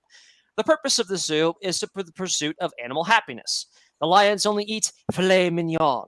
Since intoxicants makes the lions happy, they even get all the vodka and catnip they want. Perhaps there is such a thing as lion porn, but the cat lady is not a zookeeper either. The relationship of a zoo to animal condition is much more subtle than this. It starts with the universal understanding that any creature raptured from the wild and imprisoned in a zoo, or still worse, born in the prison of the zoo, is fundamentally a diminished creature, a lesser animal than its free and wild cousins. Then the zookeeper asks, how? Within the operating constraints of a real-world zoo, which does exist for the animals, but cannot run out of money for them, can she ameliorate this diminution? This amelioration is her definition of the salus animalium. Her caged lions will always be less than real lions. But what can she do to make the lions as real and liony as possible? Certainly, if she had the budget, she would make the lions hunt zebras for lunch. Certainly, if the lions had to choose, they would prefer buckets of ground chuck. All cats are lazy, and the lion is the laziest of the cats. It turns out that a big part of making a lion into a real lion is presenting it with the real challenges of being a lion. These challenges are expensive, often prohibitively so. It is much cheaper for the zookeeper not challenge the lion, for its so-called life to be ground chuck and catnip and cat videos. This is the happiness that any lion would pursue. Any lion would choose this cat prison over the wild and unforgiving veldt. But in the zoo, pleasure is cheap and difficulty is expensive. To exercise the lions and to keep them from becoming bored and neuronic on a budget without the use of catnip, lion porn, or any other degrading stimulus is a constant challenging of ingenuity that makes any Geralt duel metaphor entertaining.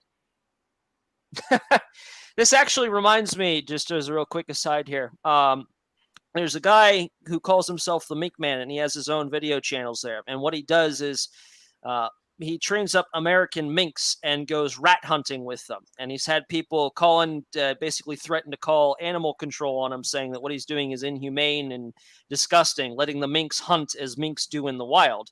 And he says, go on and go call them, boy. They know who I am.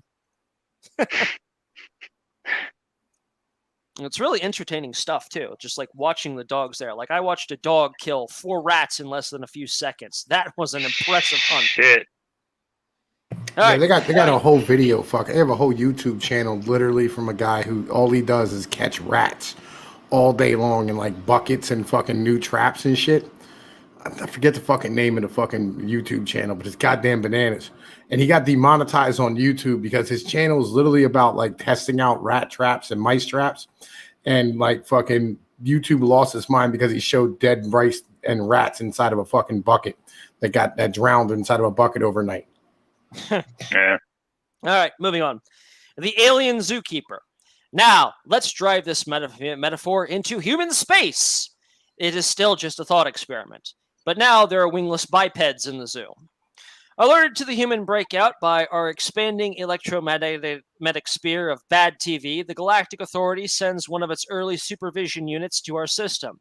This alien ship shows up in Earth orbit and parks there, breaking against the galactic ether in a giant shower of disco pink sparks. On board is an alien zookeeper. Her IQ is a divide by zero error. Effectively unquantifiable. Soon her nanotech sensors are everywhere, so she knows everything. And she can zap anyone or anything, so no power can resist her. Her regime is as supreme over all human powers, as the zoo over its lions. Fortunately, she is a good zookeeper. She is here to govern for these humans. The humans should thrive. They should flourish. Most of all, they should be as human as possible. Yes, well-heated alien tourists in their UFO yachts dropping by this arm of the galaxy will check out Planet 3 and leave with their lighter wallets, but this is only to help fund the GA's new planetary wildlife park. An early supervision unit isn't cheap. Reminds me of a short game, The Station. Found that on Steam. It was a really interesting experience. I haven't played it yet. Yeah, this operation is cheaper than you'd think because humans are not lions and naturally govern themselves. Taking a tip from the British Empire, our zookeeper practices indirect rule. She uses her unlimited exceptional power not to govern directly, but to select the form, and if necessary, the laws and even personnel of an appropriate human government. Ideally, she never needs to zap anyone at all. It is this regime, not the alien, but the alien-approved, an alien satellite or puppet state that must uphold the salus populi. The playbook of the alien zookeeper is an operating manual for choosing the form and structure of a good human government. While the alien is up there with lasers if her puppet leaders cannot hold themselves in power, so the example is not quite natural, she really doesn't want to have to do that. This metaphor drives us to a design document for a good human government. The alien zookeeper does not exist, so we can't get our hands on the document. If we could, and we knew it was genuine and infallible, we could do a lot of good with it. No such luck. We can still try to write it, which is all a good metaphor can do. Truck 2, the human buffers. The alien zookeeper is a good metaphor, but ultimately too weak. It requires us to imagine an alien power, which is far above us, as we were with the lions. Oh, God, I just realized. Is that a metaphor for God? Oh, continuing. A serious test of anyone's creative powers. Our next truck needs to do more of its own driving. Here is a more powerful truck. The power comes at some cost. The alien zookeeper was very unlikely, but actually kind of sweet. This metaphor is grim, dystopian, and not likely, but much less unlikely. In fact, it's actually almost possible. It is even possible enough that it even runs the risk of being mistaken for a proposal, which it most certainly is not. The point of this exercise is not to invite this extreme situation, but to learn to orient ourselves within it. This exercise, which is not real, will teach us principles which real regimes can use to solve real problems in the real world. To make it the best possible exercise, we will make it as realistic as possible. Oh dear, I'm starting to hear 1984 was not a blueprint arguments. All right. The Dungeon Master. A country is a role-playing game. Its regime is the designer or dungeon master, DM. Hey, I know this metaphor. Both users and designers are perfectly human, but the designer shapes the world in which users play. So just like governments, sort of. This seems like a very normal truck, not at all weird and scary. Maybe we should hitch a ride on it and see where it's going. Who is this demiurge, the game designer? What are his goals? The DM, whether the organizer of a tabletop game or the architect of a virtual world, is devoted to the experience of role-playing users, who are, and are not, their characters.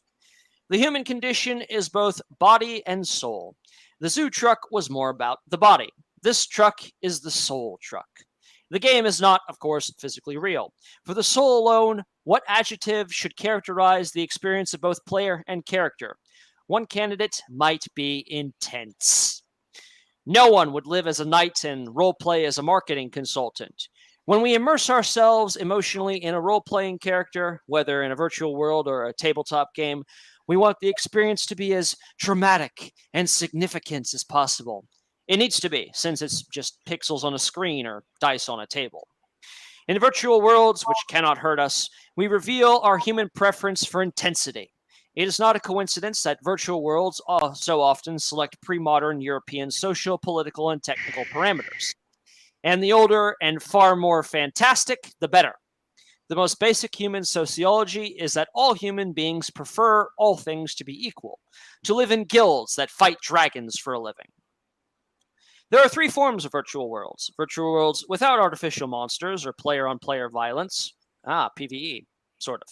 Virtual worlds with both monster and violence, and virtual worlds with only violence. The third form is the richest and most expensive. PlanetSide 2, people. The second form is kind of tacky, but more popular as well, and can be done well. That's WoW. The first form is lame, and appeals principally to perverts and journalists. I'm not sure Minecraft is that way, but okay. Yo, Minecraft is for like 6-year-olds. That is the most retarded game I've ever seen in my whole life. All right. Not wrong, not wrong. As real human beings, we do not fight dragons, but we do want our lives to be as dramatic and significant as possible. It is one thing to define public health beyond public luxury, another to pray to the Neruda god of struggle, iron, and volcanoes. Pablo Neruda, it is worth noting, was a hardcore Stalinist, and the intensity of the first half of the 20th century was felt by everyone in its second half as a great loss. There is a reason that the fake and lame simulacrum of online politics naturally tends to collapse into fake teenage fascists LARPing against fake teenage communists. Oh, wow. Fighting the Eastern Front on Nazi Germany, are we? While we become adults, we must put aside childish things. The intensity of life remains meaningful to mature adults. It may be the most intense in human lives are led by career criminals, closely followed by entrepreneurs. There is no fundamental society composed entirely of criminals and or entrepreneurs. And either of these experiences pales next to the intensity of life as an NKVD illegal or a Waffen SS commander. And yet, we really don't want to get holocausted or gulagged either. But there is no such thing as a virtual gulag. In the end, our virtual worlds are just pixels, entertainment both casual and sterile. The revealed preferences that gamers have shown us must mean something about how real humans wish to work and live. In a guild of professional dragon fighters. Note that dragon fighters need well-crafted swords, beautifully woven armor, etc. I know this boy, he's a craftsman. He wants to be the marketeer. But the metaphor is still too distant. Real humans cannot fight dragons for a living. Or can they? Let's see if we can back the truck in closer. The weak with the DM metaphor is that, as compelling as any game can be, the user still devotes only a tiny fraction of his life to the game. He may not have anything else in his life besides Vidya. He switches games on a regular basis, and of course, his reeking, unshowered carcass stays right here on Earth, between the bed, the screen, and the stack of monster cans. Let's try to imagine a situation as thought experiment, and certainly not proposal, in which we can deepen this engagement. We can project the player as far as possible into the game, binging with the human power of the DM as close to sovereignty as we can. In the end, our thought experiment, which is certainly not a proposal, even reached true sovereignty. Oh dear, I'm starting to get Sword Art Online vibes. Can we please stick with the Log Horizon? That one's much better, thank you. Nerd I have no idea what the fuck you just said. It's an anime. It's an anime, mate. Don't Yeah, worry there was about like it. two animes, I think. There's more than that, but those are the two ones people should be mainly familiar with to get that reference. But moving on. The human buffer. The governance of America is a hard problem. It is much harder than the governance of Iceland. It is much easier than the governance of the planet. A truly scary problem. As a thought experiment, and certainly not a proposal, let us take this monster on. We imagine a governed planet. We agree that this planetary government accepts the political ethos of salus populi. It therefore accepts the duty of allowing 8 billion people to live in a fully human way. As anyone reading this will agree, the tragedy of Earth today and for the foreseeable future is that most human beings do not and cannot live in a way that we would recognize as fully human. They certainly do not live in guilds and fight dragons. No, most human beings on Earth live in a shitty way, in places that look and often smell like shit, doing grim and stressful, shitty things every day to survive under the rule of shitty governments. Hopefully this is not news to you. Why do I feel like I have been transported to a 40K hive world at this point? 40-hour work week, people! No, wait, 40-hour work days is more like it. This is the 20th century's fault. You are not okay with this, and you shouldn't be. But how can it be changed? If the world is to be remade in a non-shitty way, perhaps it cannot be remade in place. None of the governance geniuses of the 20th century ever showed us how to turn a slum into a non-slum, though in cases of converse abound, except by clearing it to the ground. I think I made a point about this by talking about expansionism, about how the farmer moves out to the land, the urbans move out to the farms, and the urbans just rot. Moving on. But if we really clear it with the people inside, or even just force them out with guns and dogs, our heads are really back in the 20th century. Instead, we have a better plan. We're going to offer all the people who live in inhuman ways in shitty places a better place and a better way to live. Okay, so it sounds like the 20th century forcing everybody into the metropolis city is not working, and we need to get them out. I think we discussed this, Tom, about how people weren't meant to live in boxes. Yeah. That's usually my mentality as far as things are concerned. All right. It will still not be perfect. It will be an interim half solution. It will be a buffer between where they came from, usually somewhere that needs to be burned to the ground, and where they're going is usually some peaceful, pretty, pleasant town which does not yet exist. So in other words, we're trying to move them to the suburbs that haven't even been built yet. That town will be the... we're trying to get them out of Cleveland. It's kind of the deal. You know what I'm saying? We want to get them out of Cleveland and fucking Toledo. Get them out of Cleveland, burn Cleveland to the ground, let the farmers move back in. That town will beat the buffer, and the buffer must beat the slum. Then every step of the whole process can be completely voluntary. The design of this human buffer must balance two trade-offs. That buffer is a mitzvah. It must be infringed as little as possible, both financially and physically, on its sponsors. Yet its sponsors believe in the salus populi. So it must do everything possible to defend and cultivate the humanity of the humans inside the buffers. And there will be a lot of those, and it can take quite a while to put together the peaceful, pretty pleasant towns. So though the human buffers are not meant to last forever, they should be designed for the worst case scenarios, their users' whole lives. Humans already live everywhere. Using human migration as a political weapon is also very 20th century. Border crisis. The human buffer must be useless as a weapon. It must impose no externalities other than operating costs on the geographical space around it. The implementation of this requirement is that the human buffer must be sealed. Except when moving in or out, no person may cross the seal. A sealed human buffer can be placed anywhere. You could just have one next door. Just a big, windowless, high-rise building. Oh dear, that sounds like the projects. Or as I say, That is the project. there is already a word for a sealed human buffer: a prison. How can we build a prison that human beings want to live, or at the very least, they would rather live in than their current Hobbesian slum? In the past, we couldn't, but now we have Vidya. The antisocial box.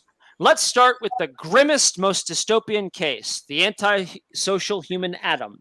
Half these hopeless, unsalvageable people are probably gamers already. Ouch! That stung close to home. Okay, hate your life? A new life awaits you in the off-world colonies. You will live in the pod and eat the bugs. You will love it. because this pod is the ultimate gamer pod. Your pod, which fits in a box 3 meters on a side, is a full present experience. It provides not just audiovisual presence, as in today's VR, but haptic physical presence. Your hands are virtual hands, which can hold and use virtual tools. The pod is also an exercise pod, which both aerobic and resistance with both aerobic and resistance affordances. With Varium low sole extensions, you can have sex through it. It can even squirt drugs into your nostrils. Okay.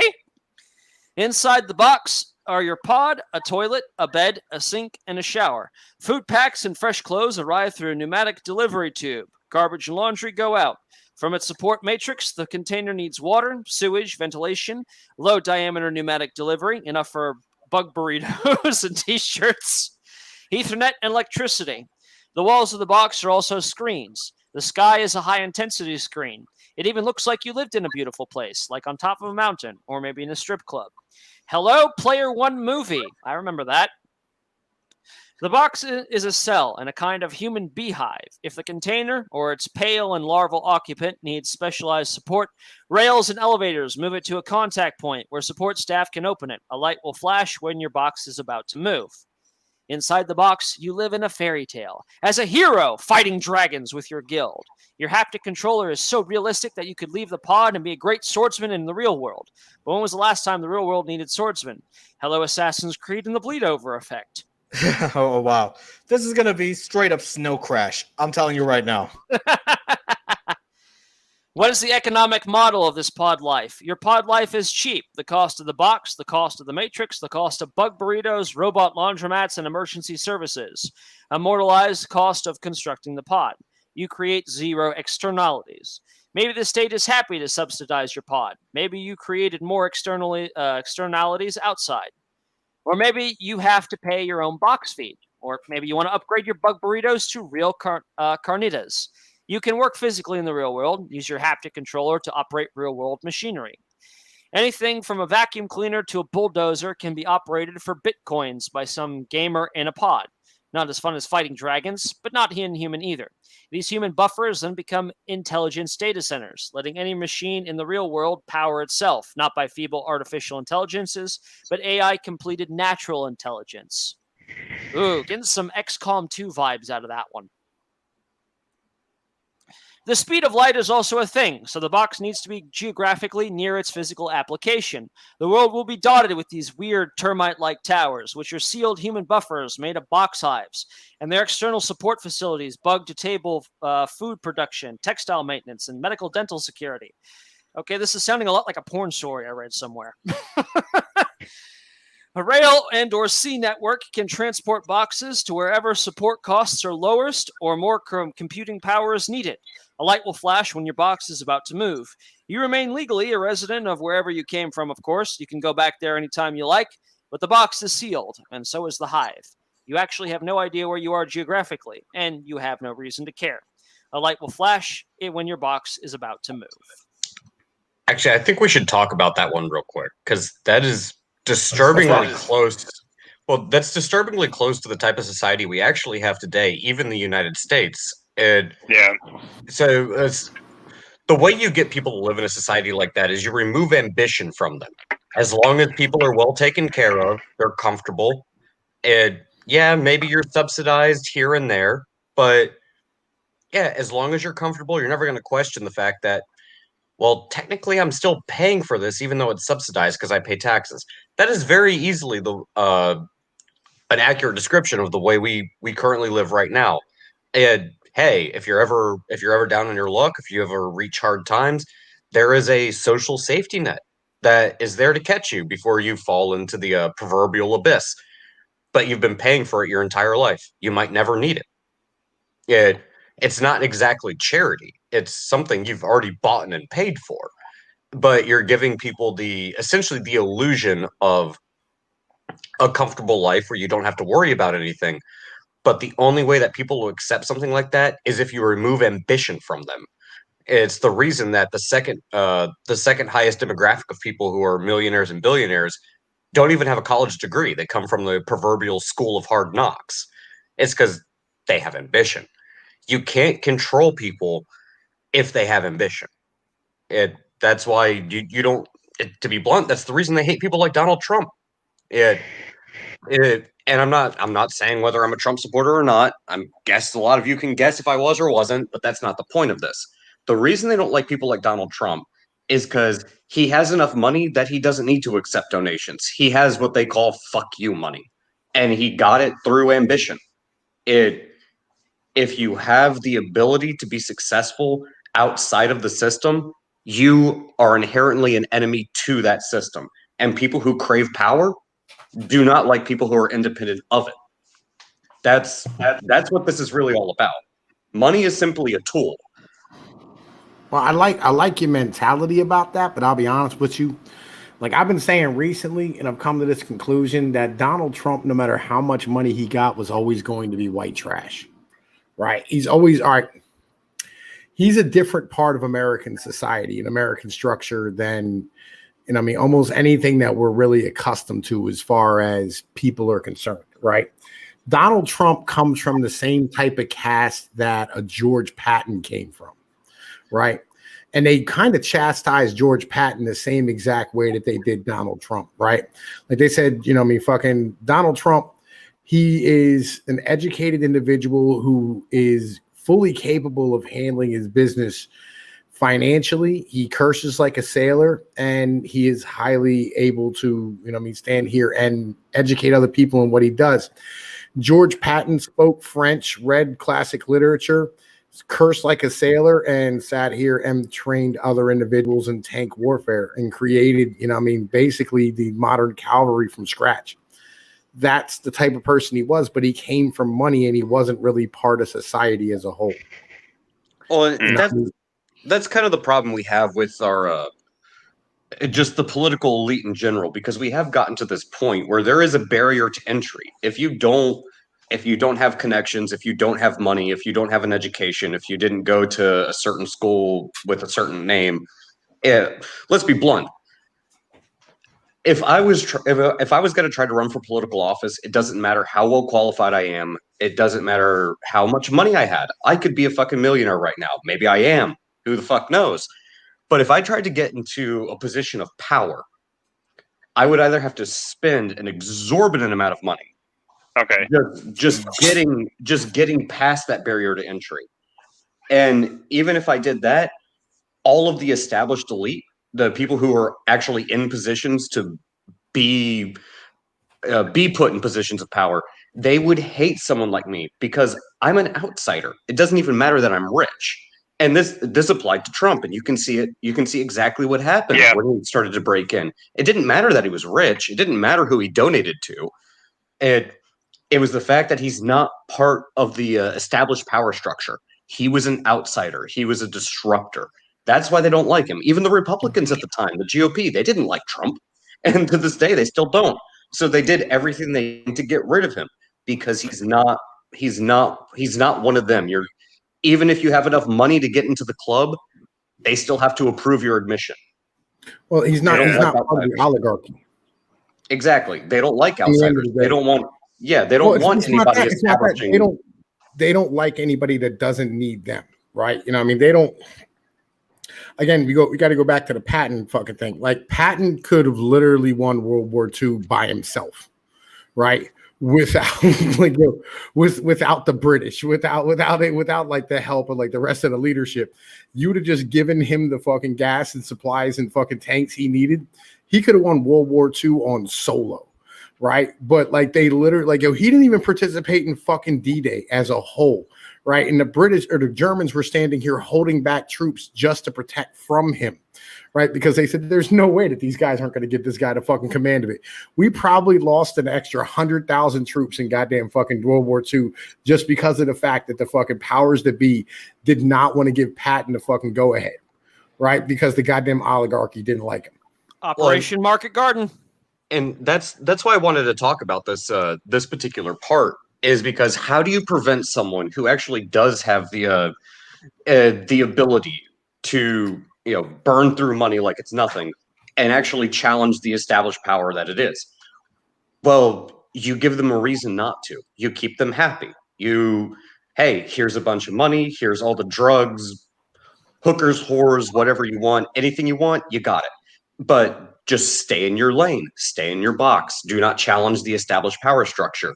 The quickest way you get somebody to do that is A, you keep them happy, but B, and most importantly, you remove their ambition.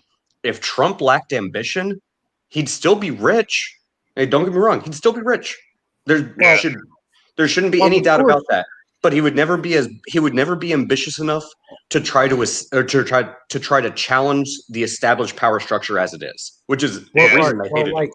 Well, like the reason for, like, you know what I'm saying, like these ideologies that we're having here isn't really about, you know what I mean, the mentalities of you keep individuals happy. But what this is really about is looking at the reasons why, like, the world today fucking sucks, right? Like how they're not really using us as human animals. You know what I mean? Like fucking they stood here and George Friedman fucking went over to fucking China one time and he saw these individuals digging a canal with like axes and fucking shovels and picks or whatever, right? And they sat here and they said, he looked at the Chinese and he said, well, you know what I mean, fucking like, why aren't these people using steam shovels? And they said, well, because these people need fucking jobs, right? You know what I mean? And he said, well, then why don't you do it with fucking spoons? And like the truth is that like, yo, if you gave those people spoons, you know what I mean? Like, yo, that's fucking cruel and inhumane, right? Like at least with picks and shovels and shit, it's remotely close to what human beings are like supposed to do. You know what I mean? Like it fucking gives you the ability to use your body in like a proper fucking way and makes you feel like you actually accomplished something at the end of the day. Well, you know what I mean? That's the point. That's when I say, well, you make people happy. It doesn't mean that you always want to leave somebody wanting for more, but you never. When I say keep them happy, don't think I mean it.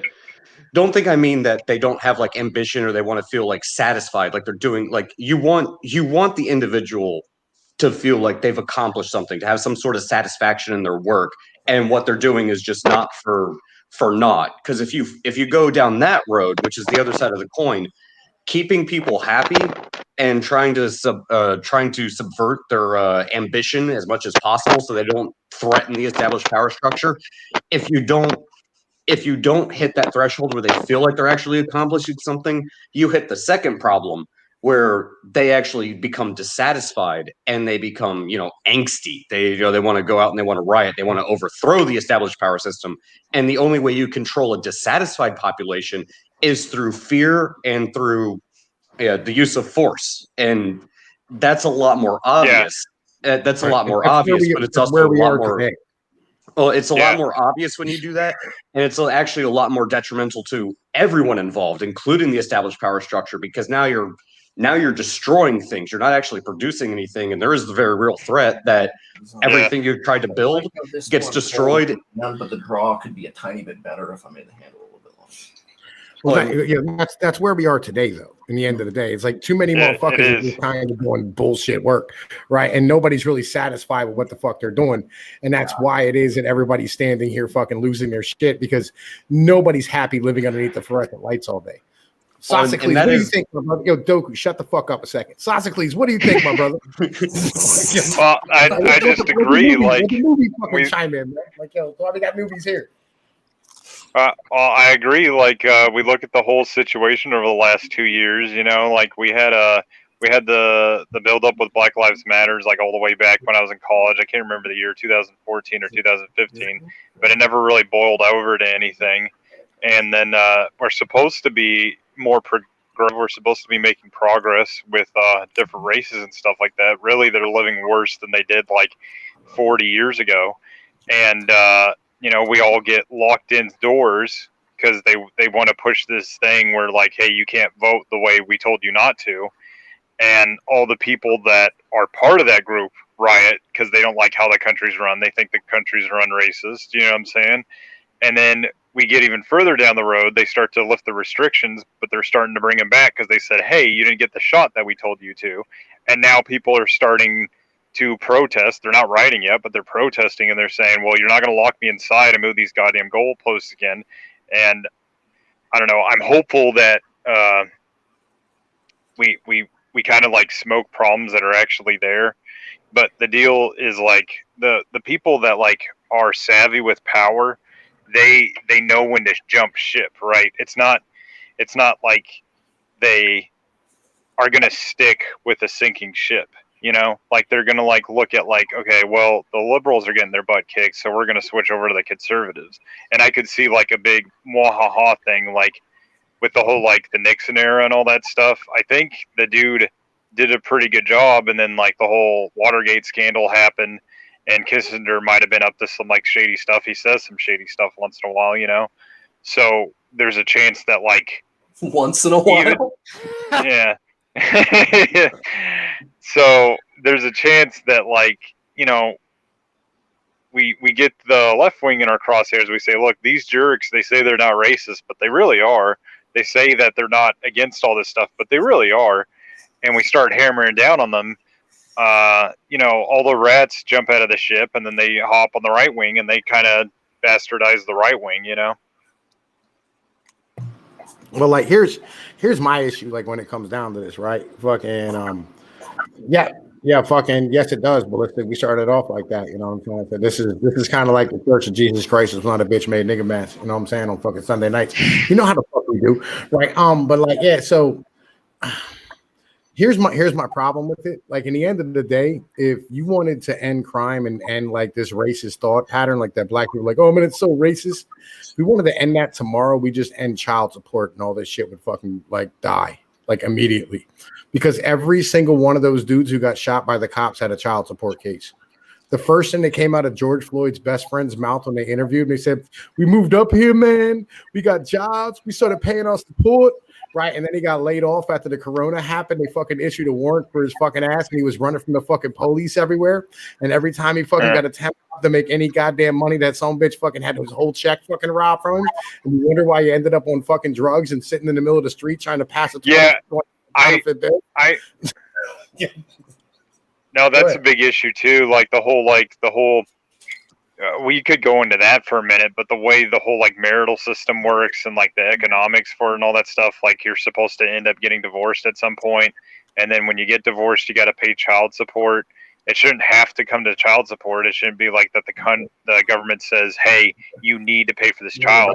If there's a dude who genuinely doesn't want to pay for his kid or give him whatever he has, spend time with him or whatever, you don't want that dude around. Just tell him to get out. You know what I'm saying? Like, well, here's the mentality, right? Like, here's the mentality. So, like, when you made alcohol illegal, like, you made the fucking mob come to power, right? You know what I'm saying? When you made drugs illegal, you made the fucking cartels come to power, right? When you made motherfucking fighting in school illegal, you ended up causing school shootings, right? Now, when you fucking stand here and you make procreation illegal, now you have fucking this massive amount of fucking criminality inside of the inner cities.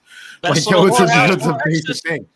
It's like, it's a basic thing, but nobody wants to have that conversation. Like, anytime you hear a fucking female say, "No, I know, Black Lives Matter," right? If you ever hear a black female say Black Lives Matter, you say, why don't you say Black Male Lives Matter? Because they're the ones getting shot by the cops, and watch them lose their fucking minds. It is the fucking most hilarious thing ever.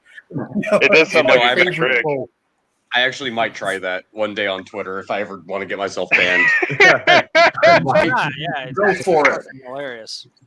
I did that. I did that in one of those fucking debates in the rhetoric server one time to a black chick who was spouting that. I said, why don't you say Black Male Lives Matter? You know what I'm saying? Because we all understand that, like, we should motherfucking try to treat them better, and treating them better would help every man in the fucking country, white or black, right? And she goes, oh, because this isn't about fucking gender. This is just about black people as a whole. And I'm like, bitch, where are you held back at? Like, motherfucking black dudes is getting shot, and you're at the front of the fucking line, standing here fucking bitching at me. Shut the fuck up, you dumb bitch. Right? Yeah, most of the like, I disclaimer, I'm a feminist, but like most of the people that are in college now are women. You know, they're in a pretty. You are literally on the wrong. You and me are gonna have to go at it then. You are on the wrong channel right now. I'm too lazy to fight you. We talked about this the other day. It's not like the new age of feminism. It's like the old school thought of feminism. I think women should not. Can I get a wall? Can I get a wall of repeal the 19th in the motherfucking chat, please? You know what I'm saying? Fucking help me the fuck out, right? Like, get rid of that shit. Get it the fuck out of here. I'll say this much real quick. Yeah. If you're trying to elevate one ethnicity or one gender over the other, I don't know. I'm not really about it, which is why I'm actually against feminism. Well, okay. Well, yeah, that's a good point. But like the whole deal is like when we're talking about certain females, when they kind of became an army general and they become egotistical, that's not really like a feminine spirit we want to like. I want to promote. I want to promote the women that are actually worried about their people. You know what I'm saying? Well, here's the question. Here's the problem I have with that. Just as a quick side note, is that y'all, the feminists won their movement when they got the 19th. They weren't satisfied, and now the fight continues. And now they're just finding problems to nitpick with this one. No, I agree that like it got kind of stupid. Yeah. No, it should have died as soon as they won the 19th. They should have taken their victory and got on with life. They didn't. Well, they should have never got the right to vote. Like, I feel like you could apply this. I feel like you could apply this to a lot of activist movements. Oh, you can apply this to any activist movement. I literally said that in the video. So my point is, I feel like a lot of all this whole like activism in the in our current year, circa whatever the fuck year we're in right now, because I'm sure this will age well. Just say that and you're good. Yeah. So at this point in time, it's not about equality. It's not about equity. No, it's not. It's about entitlement. That's really, we've gotten to the point where we have such excess that it's like, well, what we have, yeah, it might be the same as others, but now we have to look to the past because, well, I was mistreated in the past, so, you owe me something. Like, this is about entitlement. No, but that's what I'm getting. I wanted to talk about that too. Like, there's these anecdotal stories, like someone was like, oh, these dudes that they go to college, they get like a degree in gender studies, they don't get a job, they whine. I went to college, but I got a degree in electrical engineering, and the studies are finally coming out. They're finally coming claim they're like, no, there's no growth for electrical engineers, and we might start reporting like a negative growth, just like with metallurgists. But that doesn't mean that like the economy or the government or whatever is like against me or like the right wing or like whatever, you know what I'm saying? It means more that like the manufacturing sector sucks ass right now. You know what I'm saying? Well, yeah, that's like basic economics. Yeah, and so it's so that like it doesn't mean that dude's wrong entirely about his point. You know what I'm saying? But it's like the biggest point is like if you have a story and like someone says like whatever contradiction to your story or whatever, like you just on the ground, like you just should not get pissed off and throw a fit, like with the whole Afghanistan thing. Like I'm a veteran too, and like, yeah, it's sad as shit to see like all the stuff in the news, like what's going on with the babies and the women and all the commando fighters and all that shit. I am more outraged that we lost so much sensitive equipment over there that could threaten. Well, but really, at the end of the day, this is the deal. Like, you just have to make a practical, rational decision because, like, what decision you make is going to affect what position you're in tomorrow. And a lot of dudes, like other veterans, are like, we need to go back there and like smoke the Taliban. And it's like, we've been at war for 20 years with that shit. We started out like way better than where we are now. I don't know how you think we're going to make the situation any better if we go back, because we've been. I made a video on this one. We did not have the right mentality when we went into Afghanistan. But we're not. We have a worse mentality now. No. So how are we? So this is the mentality we were at now. We went in with the mission of effectively being peacekeepers. To paraphrase a wise Jedi master, we are soldiers, not keepers of the peace. We went in there to play peacekeeper and policeman. That is not what the army is for. Yeah. We should have effectively reenacted the Persian Gulf against the Taliban and continued to pursue them. We didn't, and now that's why they're back. But we don't have the mindset, we don't have the willpower or anything like that to actually execute a war. Like even like in a less politically correct and a more patriotic and heady 2001, we sat down and Gulf War was a fluke. That's what I'm saying. Back then, we were already showing cracks at the seams, right? Like I was telling someone about this. Like you watch The View back in 2001 or 2002, and you got Bill O'Reilly, and he's sitting across from Whoopi Goldberg, right? And he's like, "Hey, you know, Muslims caused 9/11," and her and some other redhead rage quit, right? And everyone brought him back into line. They're like, "You can't just like quit because he said something. You got to hear him out, right?" Here's the real bitch. That wasn't 2001. That was like 2008, 2009 when that shit happened. It was right after. No. Like no, everybody was retarded patriotic in 2001. No, it was 2001 or 2, man. 9/11 kicked off in 2001. I remember. It's The View. It's not like it's like regular people, you know. To be honest, I don't think The View. Now y'all got me looking this shit up. I'm gonna go find this. We can look it up, but the second half of the story, like you want to disregard that, that's fine. So the second part is I know for a fact Millennium Challenge 2002 exists in 2002, right? And we simulated a war against the state of Iran. We had a Marine general. What was it? The first episode of The View was in 1997. Okay. Well, can you look up when Bill O'Reilly had the episode too? Can you look up when Bill O'Reilly was on there? Do that. Okay, let me see. Thanks, champ. Either way, so like the Millennium Challenge, it was October. It was October 14, 2010. It was? Yes. I'm looking at it right now. I'm going to want to look this up again afterwards because it was pretty... View co-host storm off set after Bill O'Reilly says, blah, blah, blah. Muslim killed us on 9/11. Joy Behar and Whoopi Goldberg walked off the set. That was October 14th, 2010. Yeah, I'm saying like that was not happening in 01. Okay. It was a whole different country in 2001. I remember I was around for that shit. Like, okay, legit. Good point. But in 2002, it was like Larry the Cable Guy and fucking like Jeff Foxworthy were real big back then. You know what I mean? Yeah. It was a whole different country back then. Yeah. But I think, but anyway, like 2002, we had the simulated warfare against Iran. And then we had this big technological advantage. We said there's no way that they're going to attack us and we're not going to intercept their radio communications or whatever. And a Marine general just says, okay, well, the Iranians are going to have these kind of the communications. So he just uses flashlights to coordinate the attack, and he wipes out the whole Navy that was used for the exercise. You see what I'm saying? Yeah, and that's Iran versus us.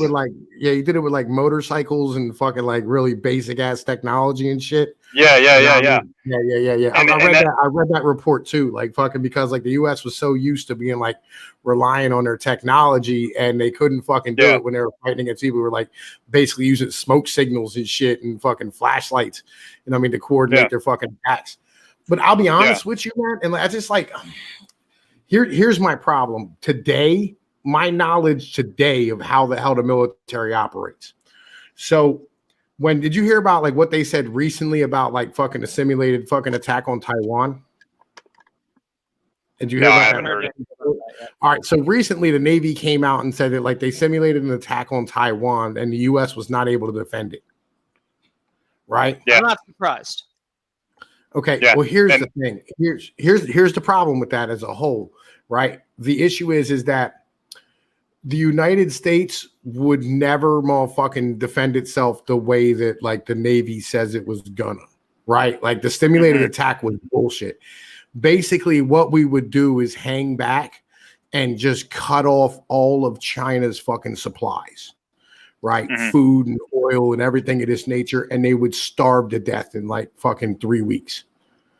So before they even had a chance to have a foothold in Taiwan, they would be fucking starved out, and their people would be fucking revolting from not having enough food and no way to run their military.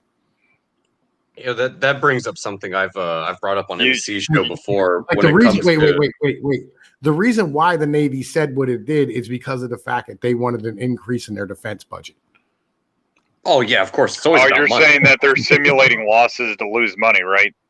Yeah, well, no, like they're simulating these attacks so that they can get a bigger budget and go, hey, we want this brand new destroyer or whatever. You know what I mean? Like, oh, I can't. Like, you ever seen that fucking Boondocks episode where the bitch is like, well, this computer, like it's running kind of slow. It is what it is. He's like, bitch, every time a goddamn new Apple fucking computer come out, you start talking this fucking bullshit. I fucking need a new computer nonsense. Bitch, you better make that keyboard work, you fucking whore. Right? He smacks the shit out of it. That's how the DoD. That's how the DoD's worked for. That's how the DoD contracting's worked for a long time. Like, if you want a budget, you say you don't have enough money, and you give them a reason to say, like, "Hey, look, we did this thing, and it shows that we can't do this thing, and this is our mission, so we're gonna need more money." Like, it's been that way for a minute. Dude, I think it's reasons because they keep using Microsoft as their OS. That's probably why. But the whole point of the argument is like, initially I'm just like on a counter argument of like, okay, well we can't conduct actual warfare because the American people will throw a fit. Like if we starve China, there'd be tons of videos of Chinese people starving and we lose heart in the fight. And either way we slice it, we're not winning Iraq and Afghanistan, which should be gimmies, okay? And we're underperforming like total tools, right? Like, so it took the Rangers, it took the 75th Regiment like 3 months to take over Afghanistan, right? And then the defenses we've left behind, if it was the Rangers versus the Taliban, it wouldn't be a question. They'd smoke them, right? No, but absolutely. The defenses we left behind, it took the Taliban 10 days to take over the country, okay? And this stuff keeps happening. And so you have to look at it like, okay, so we're going to go do the same thing. We're not going to do anything different. If anything, we're going to whine more going back into the fight, right? We're going to have our hands tied behind our back even further because the people are even wimpier now. They have an even weaker spirit, and they get shaken up by a lot more now, That's exactly the point. That's what I'm talking about as well. We would need an entirely different mindset. Yeah, like we had back in the Gulf War, that mindset before we moved on. But we're not going to get it. So what my whole argument is you have to have a rational mindset when you approach problems. You can't like just rage quit or be like, no, my story contradicts your argument. You know what I'm saying? You can't do that shit. That's just my whole argument. Is like, even if the guy's like, I play video games, I'm drinking a Monster right now. I don't like that. Like, I just kind of feel like I'm floating between my bed and my job, but I don't need to piss my pants because someone made fun of some shit that might be going on in my life. And that's the problem with a lot of people nowadays. Well, I mean, we have a very therapeutic society is kind of like where it comes down to, I mean, that's what democracies are. Democracies are very fucking therapeutic societies because like it has to be inclusive because, they want as many people to be able to vote as possible. And they're always courting every goddamn voter. So everybody fucking feels like they're fucking important, and it's dumb. I mean, the end of the day, this is why, like, the idea that like females should vote just to begin with as a whole premise is fucking stupid. Like the reason why men were given the right to vote. Right. Oh, you're cool. Right. Fucking like, there was, like fucking the reason why like females voting is a dumb idea as a whole. The reason why males were able to vote is because like, we go to war and we had a reason to fucking vote for the people who were sending us to war. That was the basic premise of it. Right. And like, that was the only reason why. Right. It's like, hey, look, if you're going to fucking stand here and pay for everything and go to war and fight and die for this fucking country, you should have the right to choose who the fuck leads it. Basic ass premise. And then we just gave it away to every fucking body and said everybody gets the goddamn vote. And now like everybody gets to feel like they're fucking important and shit. Fucking and what they do mentality. Yeah, I mean, it's that fucking dumb shit of like, hey, look, you're important, I mean, and you're important and you're important. You're not though. In the end of the day, like how you feel isn't fucking important.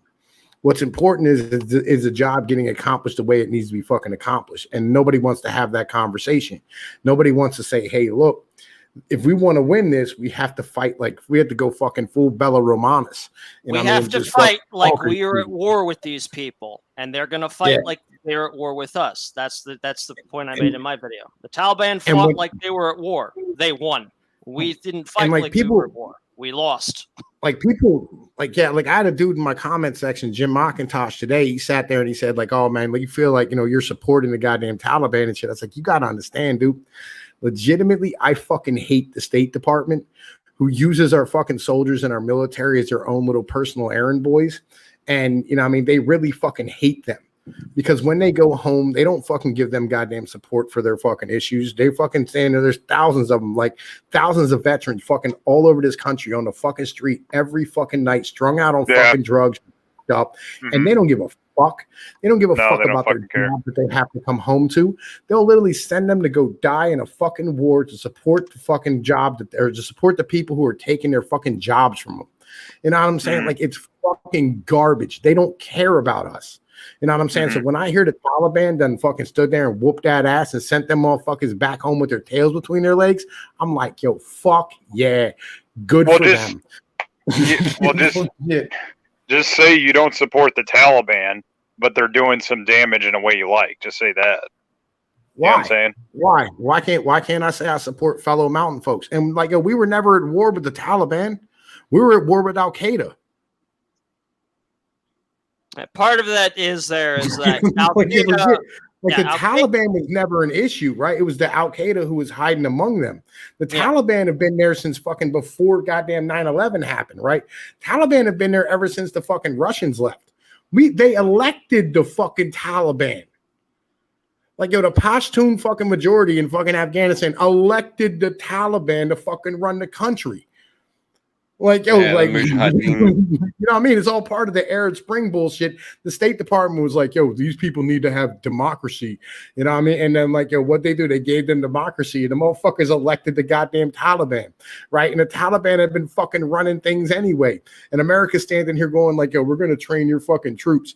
And the troops are all fucking Taliban members anyway. They just fucking took off the goddamn uniforms, put their turbans and fucking nightgowns back on, and picked up their fucking AK-47s and used the training that the U.S. fucking gave them. It's fucking all dumb. The whole thing's fucking stupid as shit. And the State Department did it, and nobody fucking said a word about it because nobody the fuck was in charge. You know what I mean? Like, yo, that's the mentality. Like, yo, why should I fucking stand here and feel bad about this shit at all? And I'm like, yo, the whole thing's stupid. Legitimately, like, 2,700 Americans died for no fucking reason whatsoever. Well, there's a bunch of guys that just they weren't aware of another way to live, and then now that we kind of stepped in and intervened, they're like, well, we definitely don't want to go back to that shit, and that's like why they're climbing on airplanes and stuff like that. Well, I agree that those ain't even those people. The people who are climbing on airplanes are the motherfuckers who we sent there. They're all English-speaking motherfuckers who are fucking American educated. They're fucking State Department people and fucking merchants in fucking America for the most part. Yeah. Because, like, some of them would be, like, wearing, like, other people's clothes. Like, they don't have to look American, but they would, like, look French or something. And it's mostly Afghans. That's what I'm saying. These are all not fucking Afghanis. The Afghanis are happy about what happened. Not now, all. The fucking people, I'm saying, again, like the international. Like, if you were... You know what I'm saying? Like, you got the army roll up, and then, like, you're an Afghan woman, and then we hang out for 20 years, and in the time the army's there, you get to do stuff like go to sewing circles and shit like that, and, like, build robots, and then we leave. And the Taliban comes back and was like, that shit where, like, you were working on a robot or meeting with other women in more than groups of two, like, that shit's over. That's a stoning. Like, you'd be like, well, fuck this shit, I'm going to Mexico, you know? Hey, man, you know, I'll be honest with you. You know what I'm saying? Like, yo, look, that's the culture that their people fucking want. That's the culture that they fucking should have. Yeah. And I agree. Before we showed up, a lot of them were like, fuck it, this is what we do. But then after that, like, this is another thing. When people, I forgot what their brand of law is called, but whenever an American Sharia? Muslim's like, Sharia, I would prefer to live under Sharia. It's like, I don't think you fucking would, because you don't understand, like, you have to stop going to college then, ma'am. Like, you have to stop, like, doing everything. You know? Like, you can't do shit. You can't wear the clothes you want. You can't go to college. You can't pick what food to eat. If your husband starts gambling or, like, gets an addiction or whatever, you can't tell him to knock that shit off to protect your kids. You can't tell him to not hate your kids. Like, you can't do shit. You can't even divorce him in any sort of court if he beats you.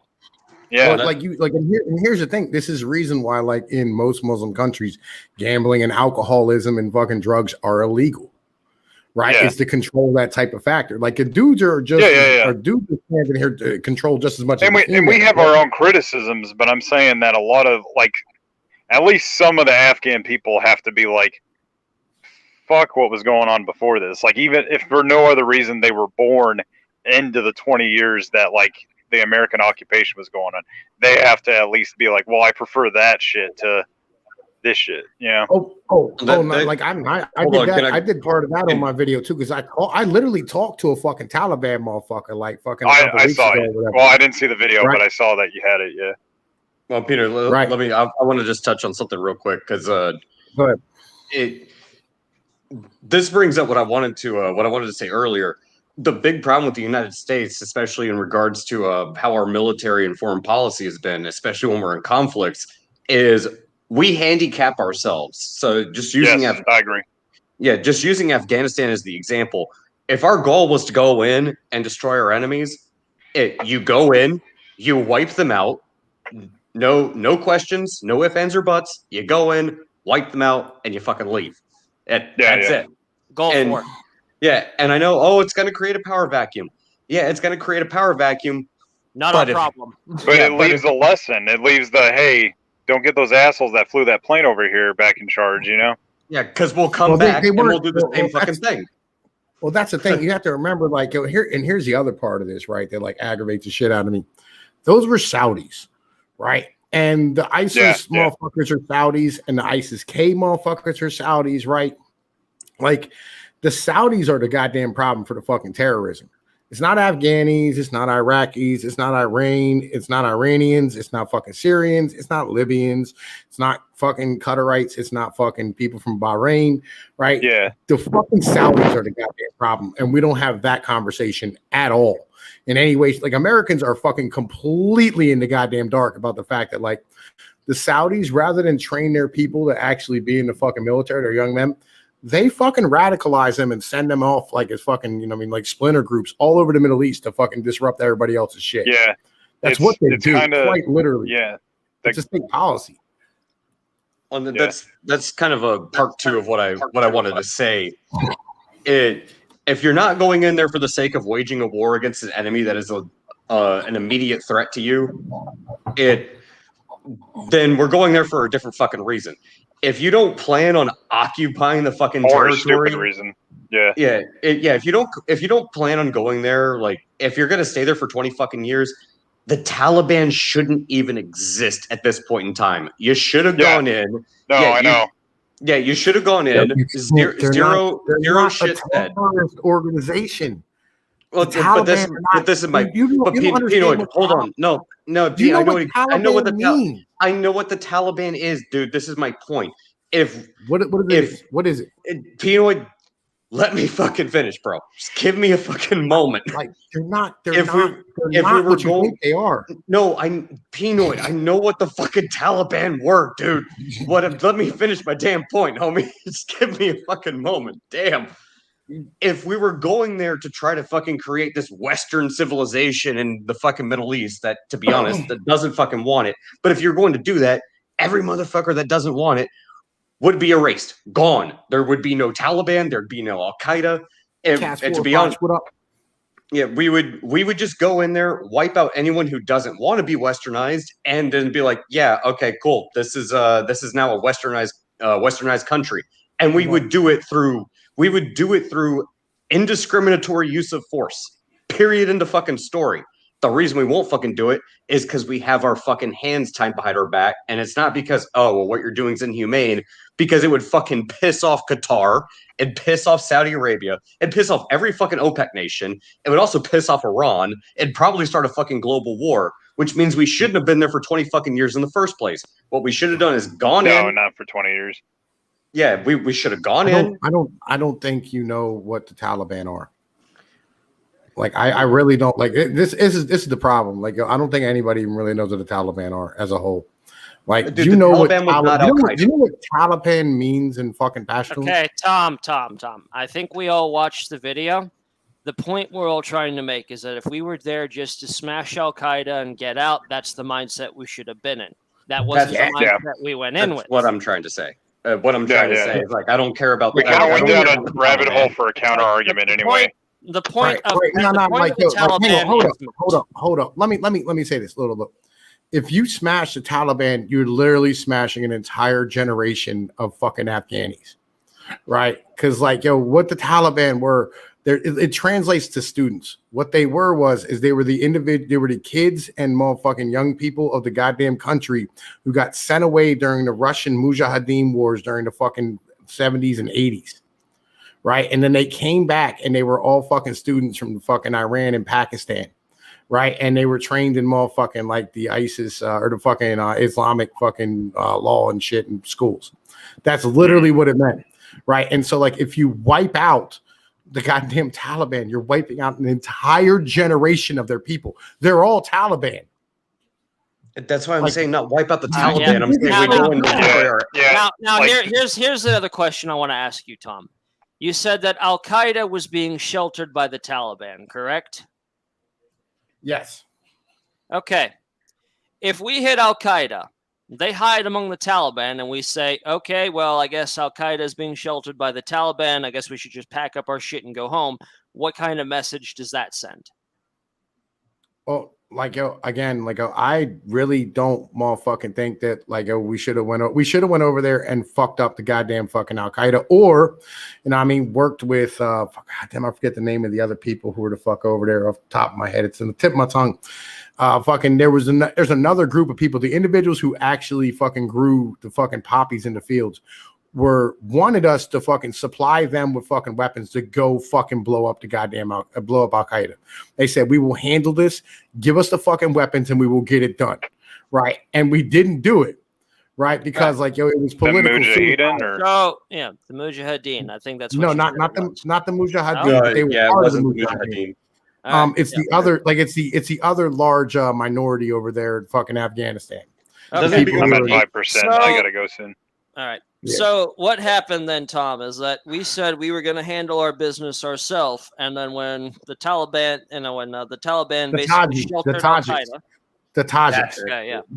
The Tajiks asked us. They said, look, give us the weapons, we'll go ham.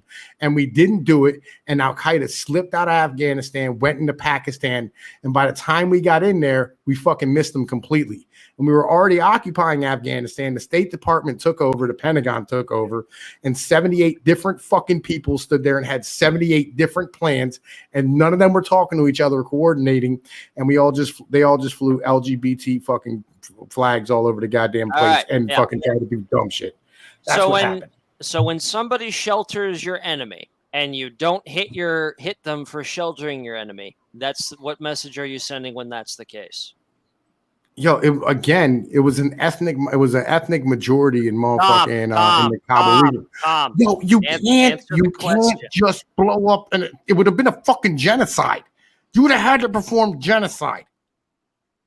Yeah, and that's kind of those hard decisions that you're asking us to make now when you're saying that we need a new form of government.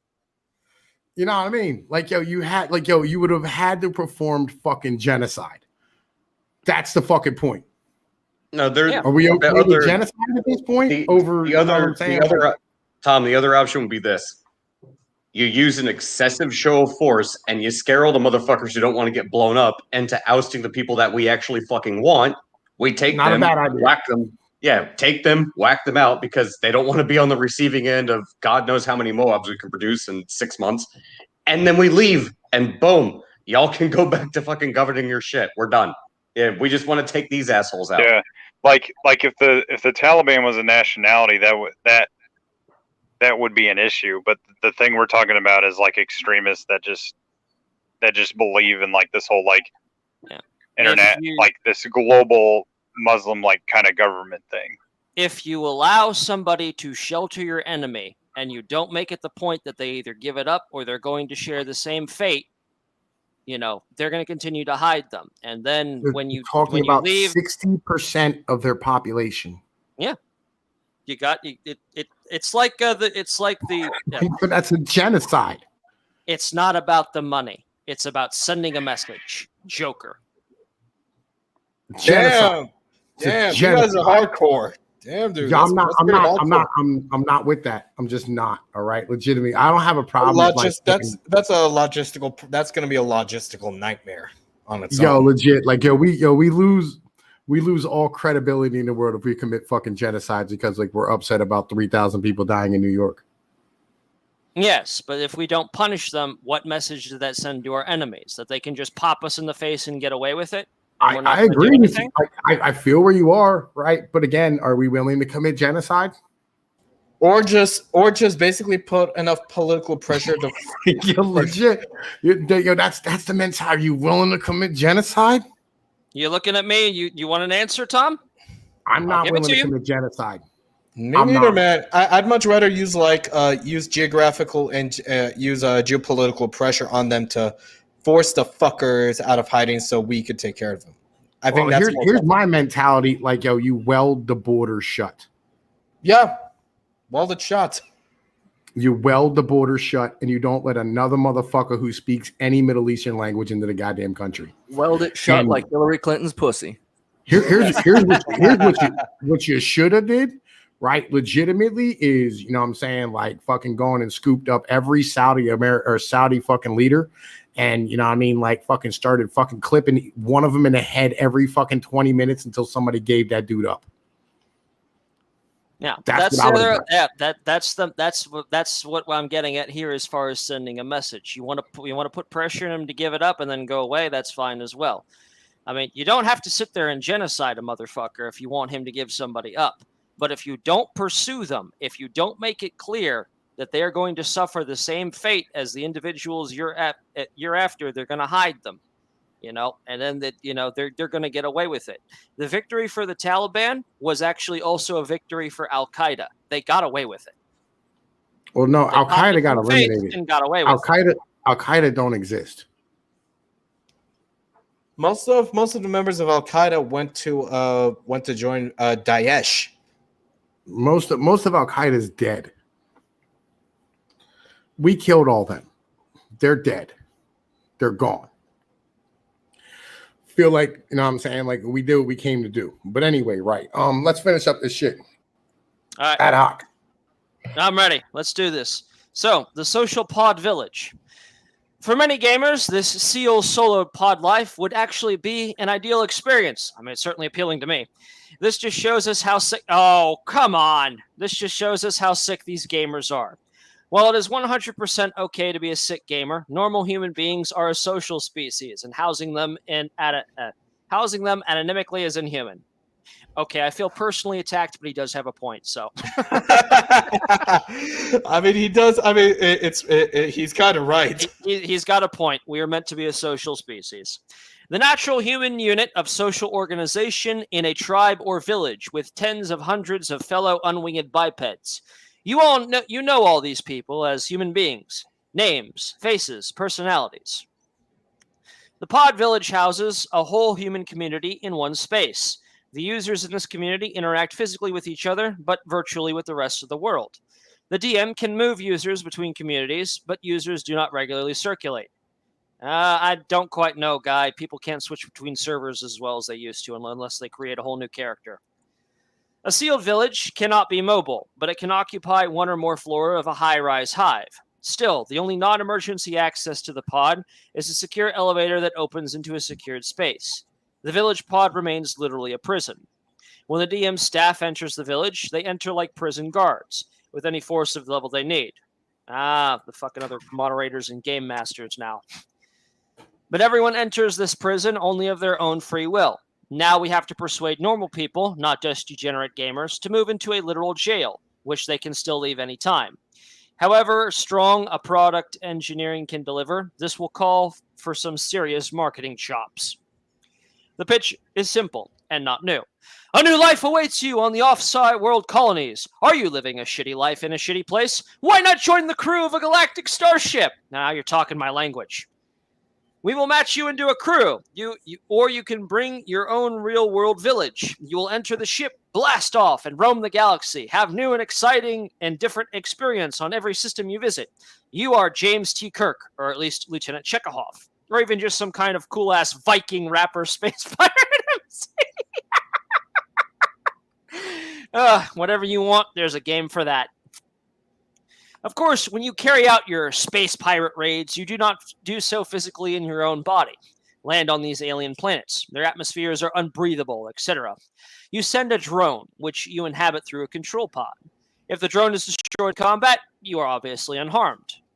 Obviously, the drone control pods are the same hardware as the gamer pods, but the solo gamer is a social atom.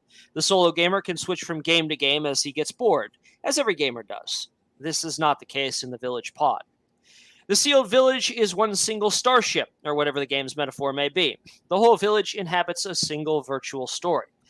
This story consumes the rest of the village's life. If the village bears children, as it should, a childless village is inhumane, but this need not imply above replacement fertility. The story can last forever. In the back room, the programmers are coding up more planets to visit. This reminds me of this one manga where it actually covers 3 generations of one person's bloodline. I don't remember the name. As generations advance, players in this game may even forget that it is not real. They may actually think that they are exploring the galaxy. If they arrived in an uneducated condition, they may go straight to this faith, which is optimal for their mental health. In the real world, this village is one or more floors in a building stuck firmly on Earth. The village governs itself. How could it not? Yet the village is the only pod in a human buffer, and its government is exorbitantly governed by the DM. Again, as in the human zoo, we see indirect rule. At any point, 4-limbed aliens in armored suits can capture the spaceship, enter and board it, and do as they will with the crew. Due to their remote scanning technology, the aliens may even display a remarkable knowledge of previous events on board. The Dungeon Master's Day. We are not recommending these human buffers as the future of global governance. We are merely presenting them as a disturbing, yet barely plausible future to put the reader in the barely plausible ethical position of Dungeon Master, which is also the barely plausible ethical position of Sovereign. At this point, the two are almost the same. Indeed, the DM has more power over virtual reality than any Sovereign over the physical world, and is therefore closer to divinity. To manage a sealed village is to be its god. For a culturally unsophisticated village, this perception may be literal. To manage a sealed village is to be a practical anthropologist, to manage the souls and bodies of your fellow human beings, to design the space and write the rules that their bodies exist in, to design the world and write the code their souls exist in. Again, like a god, the DM knows everything. She has a camera feed on every room. The villagers do not read this as an invasion of privacy. They parse her as a bodiless, impersonal force, not a human being. Ideally, she never needs to perform any miracles at all, and the villagers govern themselves as any village can. But she will not let them go too far in misgoverning themselves. What can she do? It is best to keep force abstract. It is enough to say that she can extract any villager from any village in the buffer and move them to any other village or to a private pod. With this physical power, the DM has the power to disrupt any petty human tyranny. Her virtual power is far more godlike. Her tech department designs the hardware and software of the pod, both the interface and the game. The interface must offer a sense of human presence as to be as complete as possible. The game must offer a human reality as humane as possible. And these features must integrate with the physical experiences of living in a prison and eating 2 delivered bug burritos, so that the human can be born and die of old age in the village, having experienced a rich and full life with no more limits than ordinary reality might enforce on any ordinary human. A lifelong villager will never serve, but nor will a lifelong Mongolian. Because no real village is isolated on the rest of humanity, pod villages live in a virtual world, which lets them interact virtually with other villagers or even other people. Outmarriage between villages, which young men or women transfer into different tribes, is a common human pattern. So is warfare between tribes. So is trade between tribes. So is the spread of arts and ideas. The DM is a human being, not a god. Like a god, she guides a civilization. It is hard to imagine that any human being, granted this quasi-divine power over so many fellow human beings, would fail to use it with at least the care and reverence of a zookeeper, whose only professional responsibility is keeping a pair of loner pandas not just alive, but happy enough to hump. And because of this level of sovereignty is both almost divine and almost plausible, the model is a plausible substrate for many thought experiments in absolute public policy. Hey. It gives us an only slightly unrealistic picture of unlimited authority. Let's try using it for an even deeper, more forbidden thought about the purpose of government. On pain and death. The haptic VR pods we have specified are hard to build, even in 2020. They are hardly unimaginable, though, but the project of extending presence across the sensorium from basic audiovisual VR to touch and feel, perhaps smell, and even intoxication, extends still further into the most forbidden possible ground. Oh, dear God, we're hitting the matrix. What is the salus populi? The healthy human must flower in every way possible, and the limits and possible way to the limits of their capabilities. Some capabilities are intellectual, some are professional, some are artistic, some are artisanal, and some are military. Are not some men born soldiers? If they cannot become soldiers, their genius is wasted. But if they cannot be slain, they are not soldiers. What is war without pain and death? War without pain and death is Nerf war. It is video war. It may be fun. It is fun. It does not in any way produce the virtues of real war. War, said Heraclitus, is the father of all things. Vidya is to war as masturbation is to fatherhood. Is it really a human experience to fly around in the galaxy winning Nerf wars? Definitely Planet Side 2 vibes there. We can only conquer a continent for so many hours. Eventually, it needs to be reconquered. We arrive at the strange conclusion that, at least in some cases, human health requires pain and death. Humanity is a warlike species. Without pain and death, there is no war. But how, in a haptic VR pod, can we simulate pain and death? Well, pretty easy, actually. Your physical body is inside the pod. Obviously, the pod has the mechanical or electrical, thermal, chemical, etc. power to hurt you. It is even technologically straightforward to inflict almost arbitrary levels of pain without causing permanent damage. And of course, if the pod can drug you, it can kill you. Or the pod looks to everyone like it kills you, but it just knocks you out. Then you wake up in an air-gapped afterlife from which there is no reporting back. To fight against other human beings, singularly or in warfare, in a virtual game, but one in which strength and stamina and pain and even death are real on both sides, is an entirely different experience from Donkey Kong. It cannot be quite as heroic as Homer. It can be almost as heroic as Homer. It can be every bit as lethal as Homer, even if no one is shoving a bronze spear through your face in such excruciating detail. Compared to this, the diminished humanity of the natural Homeric soldier, who today can only be a pseudo-soldier fighting pseudo-wars or pseudo-feuds or pseudo-crimes, pseudo-dragons, or even pseudo-duels. This Ajax spends his whole life playing Vidya, or in real life, tossing a ball around. If this is not dehumanizing, what is? Compare that to an extended modernity Vidya world in which our Ajax can duel some Hector in lethal online monomarchy, then the loser will actually expect to die. In real life, dueling is illegal and has been for 2 centuries. Why? Because it is dangerous? So is climbing Everest, and that is celebrated. The usual VR deathmatch with plasma rifles or whatever will proceed. The loser will not fall 3,000 feet and be smashed face first into human jam. All he will feel is a little spray in his nose. Yet, this deathmatch is real. Or if the combatants believe it is real, or even could be real, it will have all the energy of the combat of Ajax and Hector. Everyone will come watch in VR. The winner of virtual combat is a real warrior, not a virtual warrior. Only if the virtual combat has real consequences. Pain and death are just human interface modalities.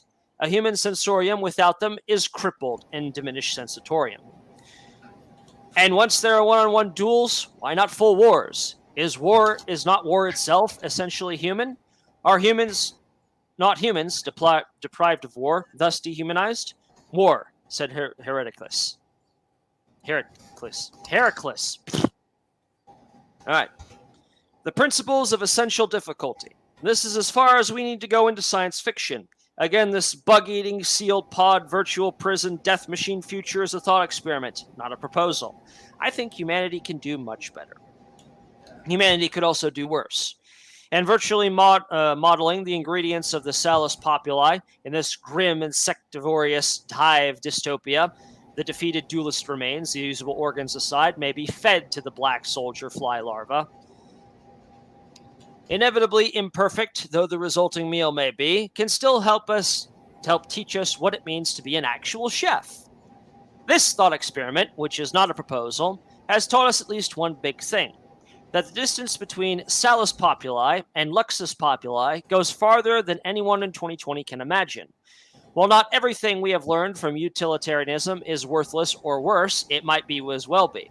We know almost nothing about how 8 billion humans should want to share the planet in a human way, even if we could. When we accept the realization that humanity is not and cannot be in a healthy, man-like condition in the absence of pain, violence, and death, is not a new revelation, not even a Nietzschean revelation, but one of the oldest ideas in Western philosophy, we are forced to accept the general realization that the human experience is in every way shaped by essential difficulty. In hedon economic jargon, humans need disutility. Essential difficulty, the proposition that the human condition is unhealthy when it is unchallenged, is the most salient distinction between the principles of Salus and Luxus. According to the principles of Salus, our bodies must be exercised, our minds must be challenged, our character must be tested, or we will be less human than we could be. This principle has never been more relevant. Disutility, in older times, was never short in any supply. We never dreamed that we could run short of obstacles. Our bodies were certainly never designed to be couch potatoes. We never expected to beat nature. In many ways, nature remains an active enemy in the field. We can barely read our own genetic code and are nowhere near writing it. We are constantly assaulted by hedonist pests and diseases. Our computers still crash, and even our VR is incredibly primitive. In many ways, we are still paying the price for 2 centuries of utilitarianism, which in easier was better by definition. It was hard to realize that in a pre-industrial world, that the indiscriminate pursuit of utility would ultimately become a dehumanizing force. Not that Oliver Goldsmith didn't realize it 250 years ago.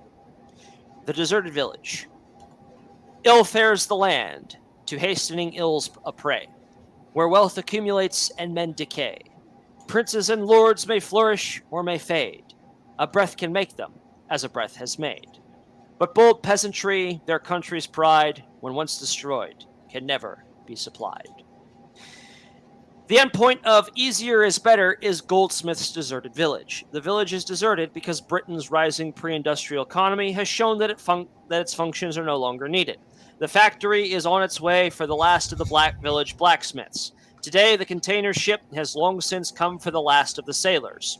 And 250 years later, the drone has a sharp message for the last of the soldiers.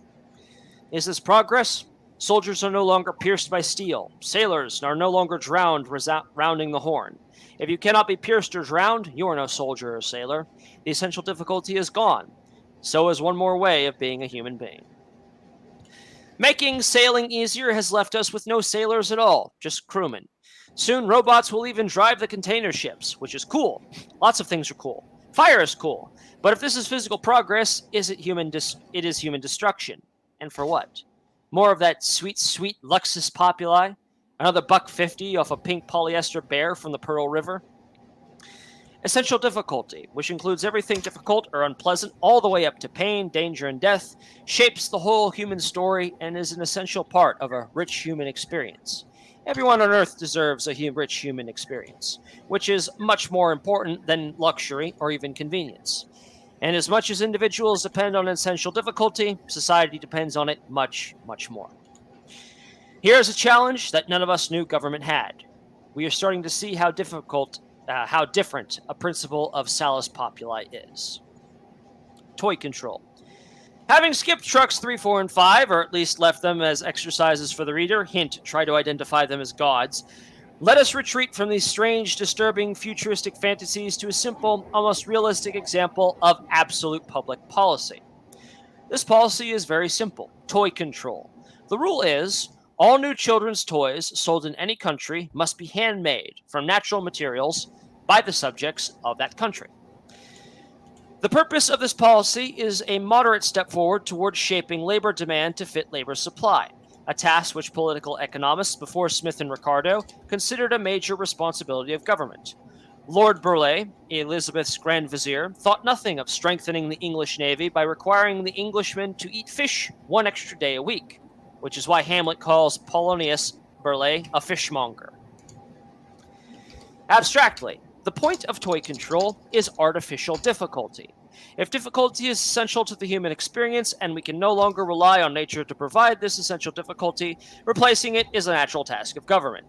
As normal relative public policy, toy control is completely insane and absurd. You can't get to there from here. It is completely off the map. It would not be popular and could not be made popular. Politics is the art of the possible, not this hippie garbage. Or is it Nazi garbage? Doesn't matter. Toy control is a complete non-starter on the Hill. It is also straightforward to demonstrate that toy control is counter-utilitarian. Even Austrian economics, for those sticklers for incompatible preferences, will have to admit that normal human young, who can demonstrate revealed preference well before 6 months, will, when given a choice, always reject handmade natural toys in favor of garish plastic garbage from the Far East. And once the price differential is reflected in the physical volume of toys, this preference will become still more marked. So the kids are all against toy control. We knew there was a reason we didn't let them vote. In fact, toy control is a frank project of artificial difficulty. If difficulty is essential to the human experience, and if nature no longer provides this essential resource, replacing it is the natural task of government. We are breaking Bastet's windows. Breaking one's own windows is antisocial and deranged. Making one's own toys is not antisocial or deranged. If you cannot tell the difference, Horito.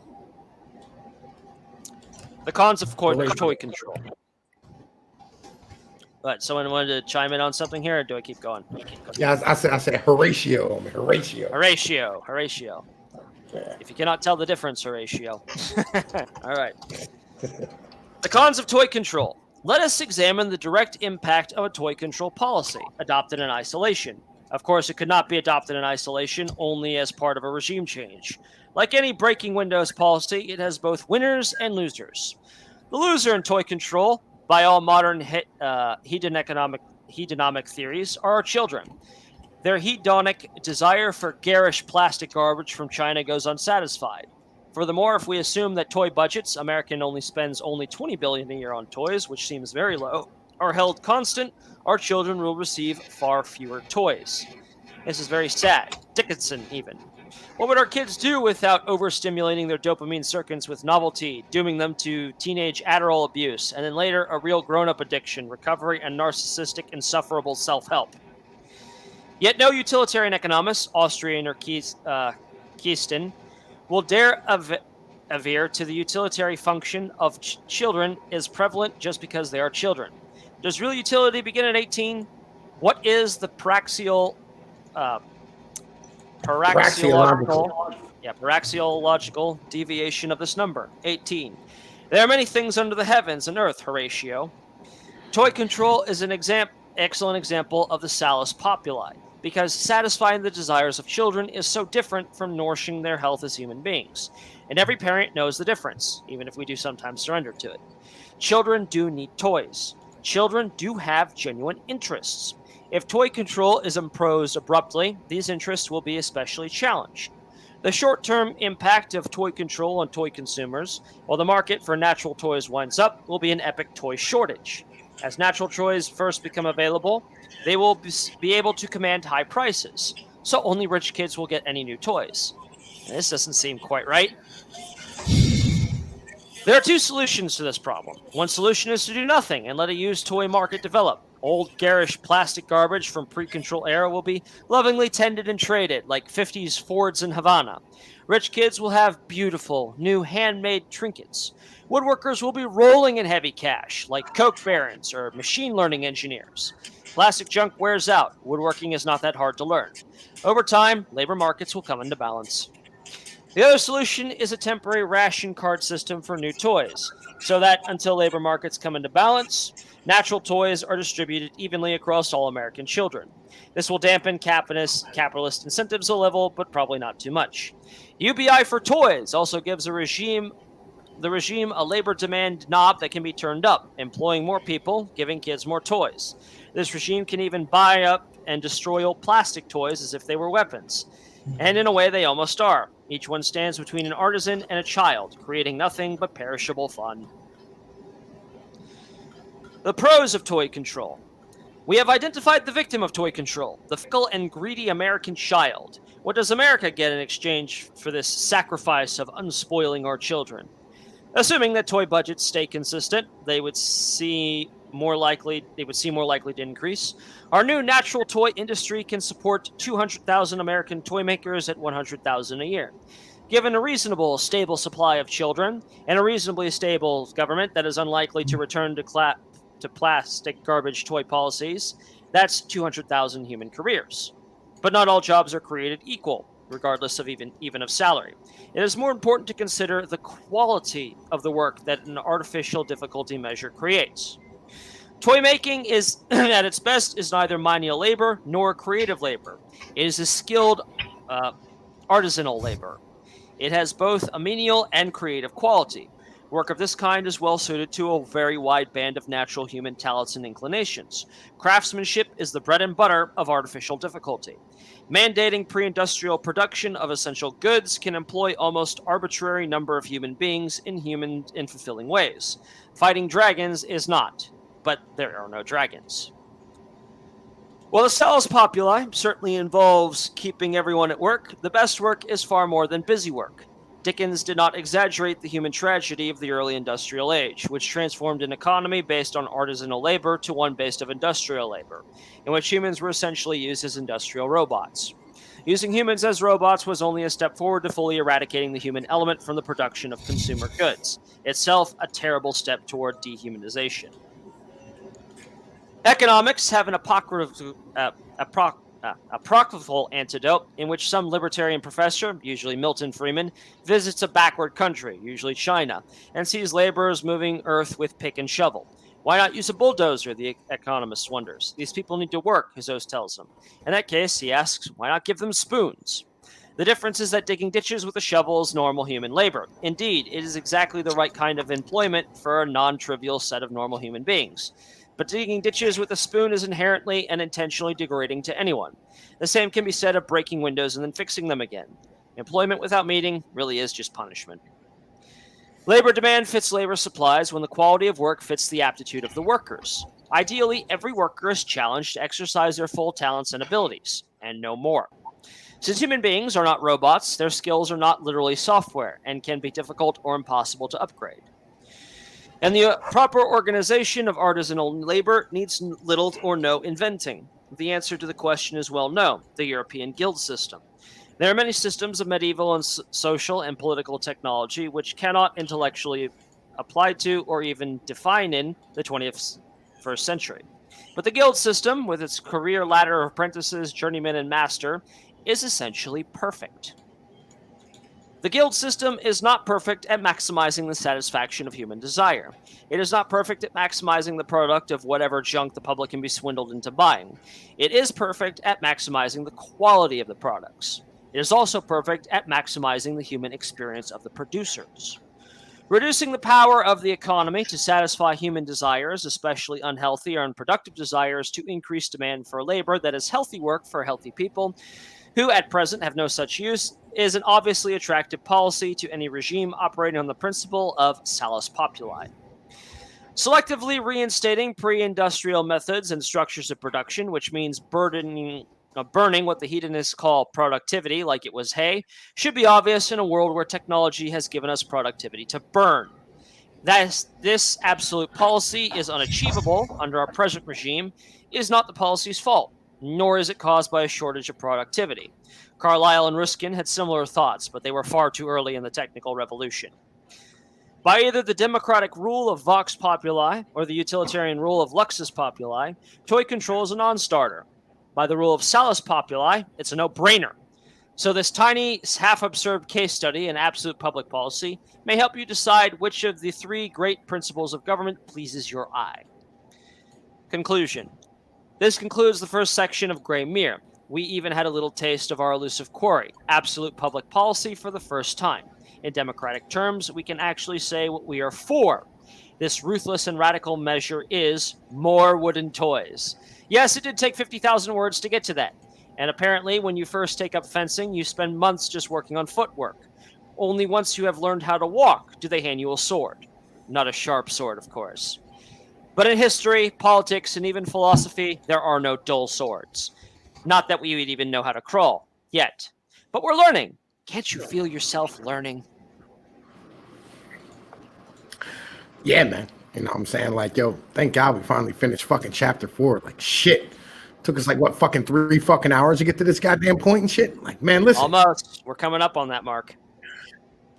All right, anyway, right. So I just want to touch on like one thing real quick. Labor demand fits labor supply when the quality of the work fits the aptitudes of the workers. Ideally, every worker is challenged to exercise their full talents and abilities and no more. Since human beings are not robots, their skills are not literally software and can be difficult or impossible to upgrade. That's kind of what we're facing right now in a lot of the country.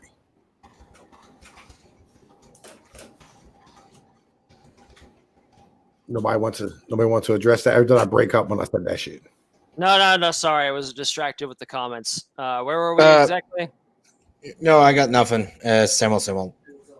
I said, fucking, since human beings are not robots, their skills are not literally software and can be difficult or impossible to upgrade. Right. Yeah, and that kind of this is a semi-truth. You know, I mean, like that kind of describes quite a bit of the workforce that has been, you know, I mean, laid off during, you know, I mean, this piece of the new industrial revolution that we're going through. Like, you're never going to train a guy like me to code. You know what I mean? Like, and we're just not suited for that. Me and a lot of people like me are not suited for that kind of work.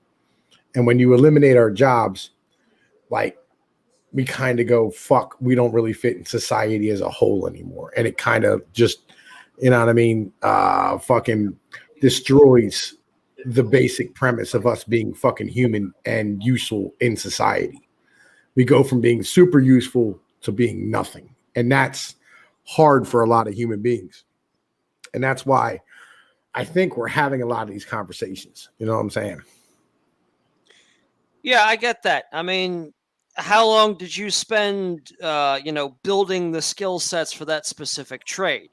And then almost like literally overnight, you know, those skill sets have been rendered redundant by something that does not tire, does not need to be fed, only really needs to be maintained every once in a while. And I think that's kind of where I'm seeing the whole thing with the labor short. I've seen one video, I can't remember who by, where they said you don't have to worry so much because it's going to take time for people to rotate over to a new skill set. As much as I hate therapists, they did make one point that I think is we brought up here. To really learn any new habit or skill or anything in general, it effectively takes 10,000 hours of deep practice. Like, how many hours is that, like in like a year or terms like that? I can't do the math right now. I'm kind of a little fuzzy. Yeah, I'm kind of like, I don't know, fucking 24 times fucking 300 is... Well, hang on, 24 times 52.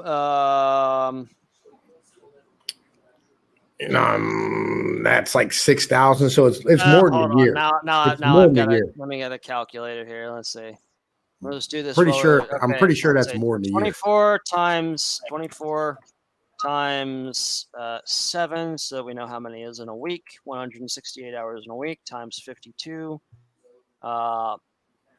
About 8,736. 8,760. So roughly a year and some change to really develop a skill, and that's one skill, one habit.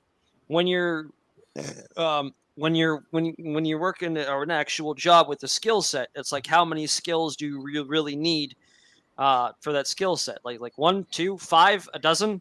So that starts to add up. I mean, let's put this way, right? Like, yo, you're not working on that skill 24 hours a day. You have to sleep like 8 of them.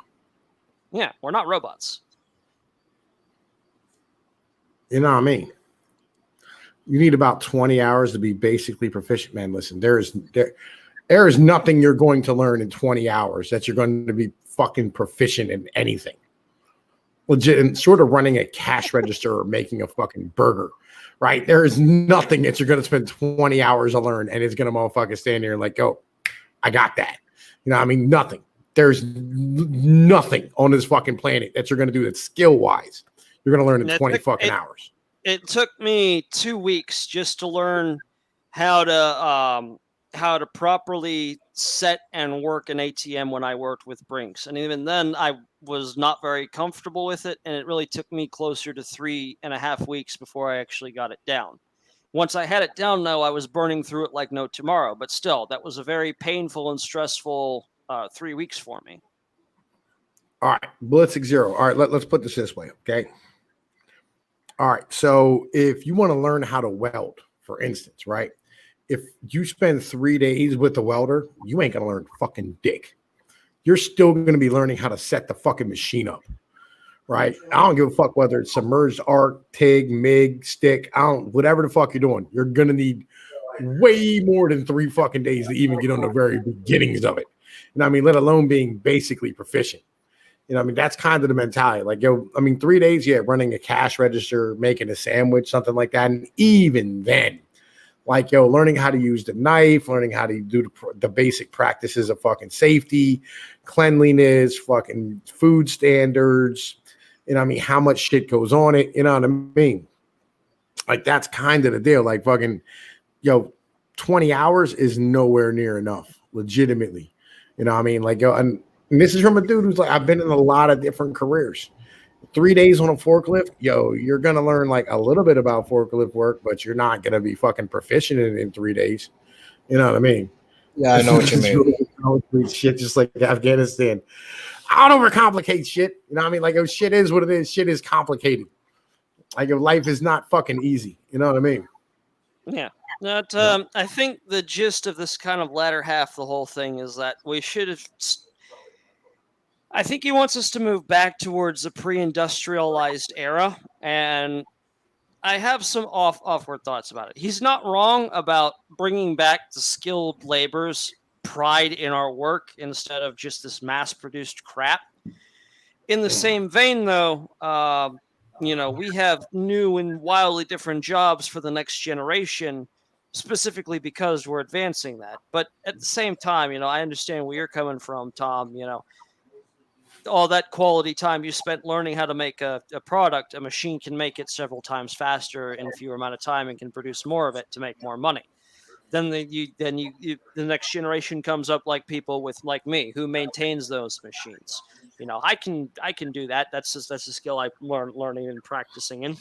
But then the machine comes in to replace me. Well, What happens next? The people who build these machines, they're already gone. You know, you're going to get to the point where here's the issue. So when you eliminated the horse and carriage, right? You know what I mean? You invented the car, you weren't eliminating the person driving the horse and carriage. You were eliminating the horse, right?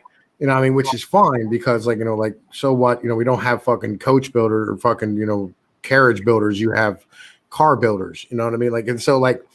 And it creates a whole lot more parts inside of that car. So it ended up growing the amount of shit that you had to make in order to make a fucking car work, right? In order to make transportation better, right?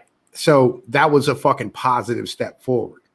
But today, when you're standing here looking at, eliminating the human beings out of the workforce as a whole, that's a fucking issue because now you're eliminating the people out of the jobs. You're eliminating the people out of the fucking car and you're keeping the car, and the car is now being built by robots and being driven by fucking robots. And, the orders are being selected by fucking robots. You're eliminating people and you're half the population has an IQ below 100. So what do you do with half the population who can't fucking program and can't maintain the machines and can't fucking grow to this? You're going to have a permanent underclass, and it's going to get a larger and larger threshold of individuals as the technicality of fucking work continues. You know what I'm saying? Yeah, I feel you, Ballistic, and I think maybe they were exaggerating that a little bit, but I think the point was made. You really need to practice the skill before you're able to use it efficiently, like I said. Well, yeah. I mean, like, yo, I don't think it's 10,000 hours. It's not 10,000 hours to become proficient at something. You know what I mean? It's more like, you know what I mean?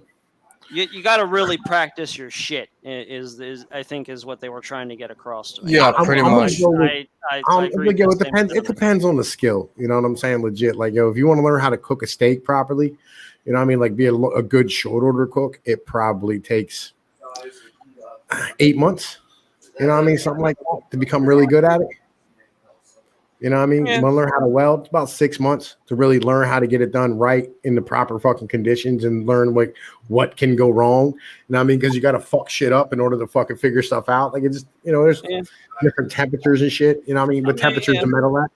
I mean, I'm going through a whole IT course right now, and I am certified on doing all this stuff. But in reality, I don't feel ready to really take on any of these jobs. Like, I feel like if I were to get a job tomorrow, and even though I felt like I was ready for the job, I understand the duties, I felt like I was ready for that. If they were to sit me down in front of a computer and say, go to work, I'd give them this deer in the headlights look like, okay, I don't really understand what it is I'm meant to be doing. And this is something my instructors have been trying to, I don't want to say placate really too much because it sounds unbad. They're trying to encourage me to say that, you know, these places will train you. It's like I at least understand how to speak their language, so I'm not going to be as lost as me coming in with no education whatsoever.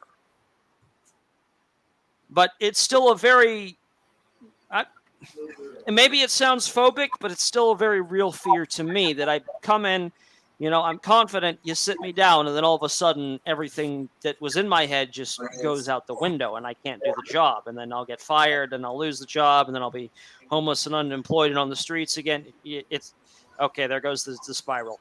Got to give me a second. Got to halt the spiral. Well, yeah, I mean, like, yo, look, here's the deal. All right, let me put these hours in real quick, right? So 40 hours a week times 52 is 2,080 hours. So 5 years of doing anything as a job, and I mean, means that you're basically learning how to master shit. You know what I mean? And I mean, that's kind of the deal. You know what I mean? That's really where it is. That's the mentality. You know what I mean? Do something every day for 5 years. You know what I'm saying? 40 hours a fucking week. And you'll become more fucking like a master at that type of shit because you'll do the same thing for 40 hours a fucking week. And you'll become the, you know what I mean, like amazing at what the fuck you do. And then, you know what I mean, it's going to take you another 5 years to get to that fucking point where like you're truly fucking ultimately proficient at something. You know what I mean? That's what it is. But anyway, yo, look, it's been 3 hours and like, yo, fucking like, yo, Ad Hoc, thank you. Ghost, thank you. Naviston, thank you. I'm getting the fuck out of here. I'm ready to go to fuck to bed. Make sure y'all click that link in the motherfucking description, sub the Ad Hoc channel and shit. I mean, make sure you fucking go over to fucking the Gray Mirror Substack and, you know, stand here and, you know, like check that shit out, sub to the channel, you know what I mean? Because like we're basically doing this for, you know what I'm saying, fucking, you know what I mean? Like, yo, we're giving you this shit, but like you should go over and sub to his shit. So, you know, I feel better about stealing his shit and, you know what I mean, breaking it down and reading it out, you know what I mean, on the public and shit, whatever. It is what it is. Anyway, yo, look, I'm Tom Pease of Pino and News. I know what it is. Like, share, and subscribe. We'll be back next week with another motherfucking episode of this shit. I'll be back tomorrow with a new video for y'all. It is, yo, that's the deal. Peace, my brothers. Have a good night. Have a good week. Take care. Work hard, motherfucker. Later. Yeah. Bye.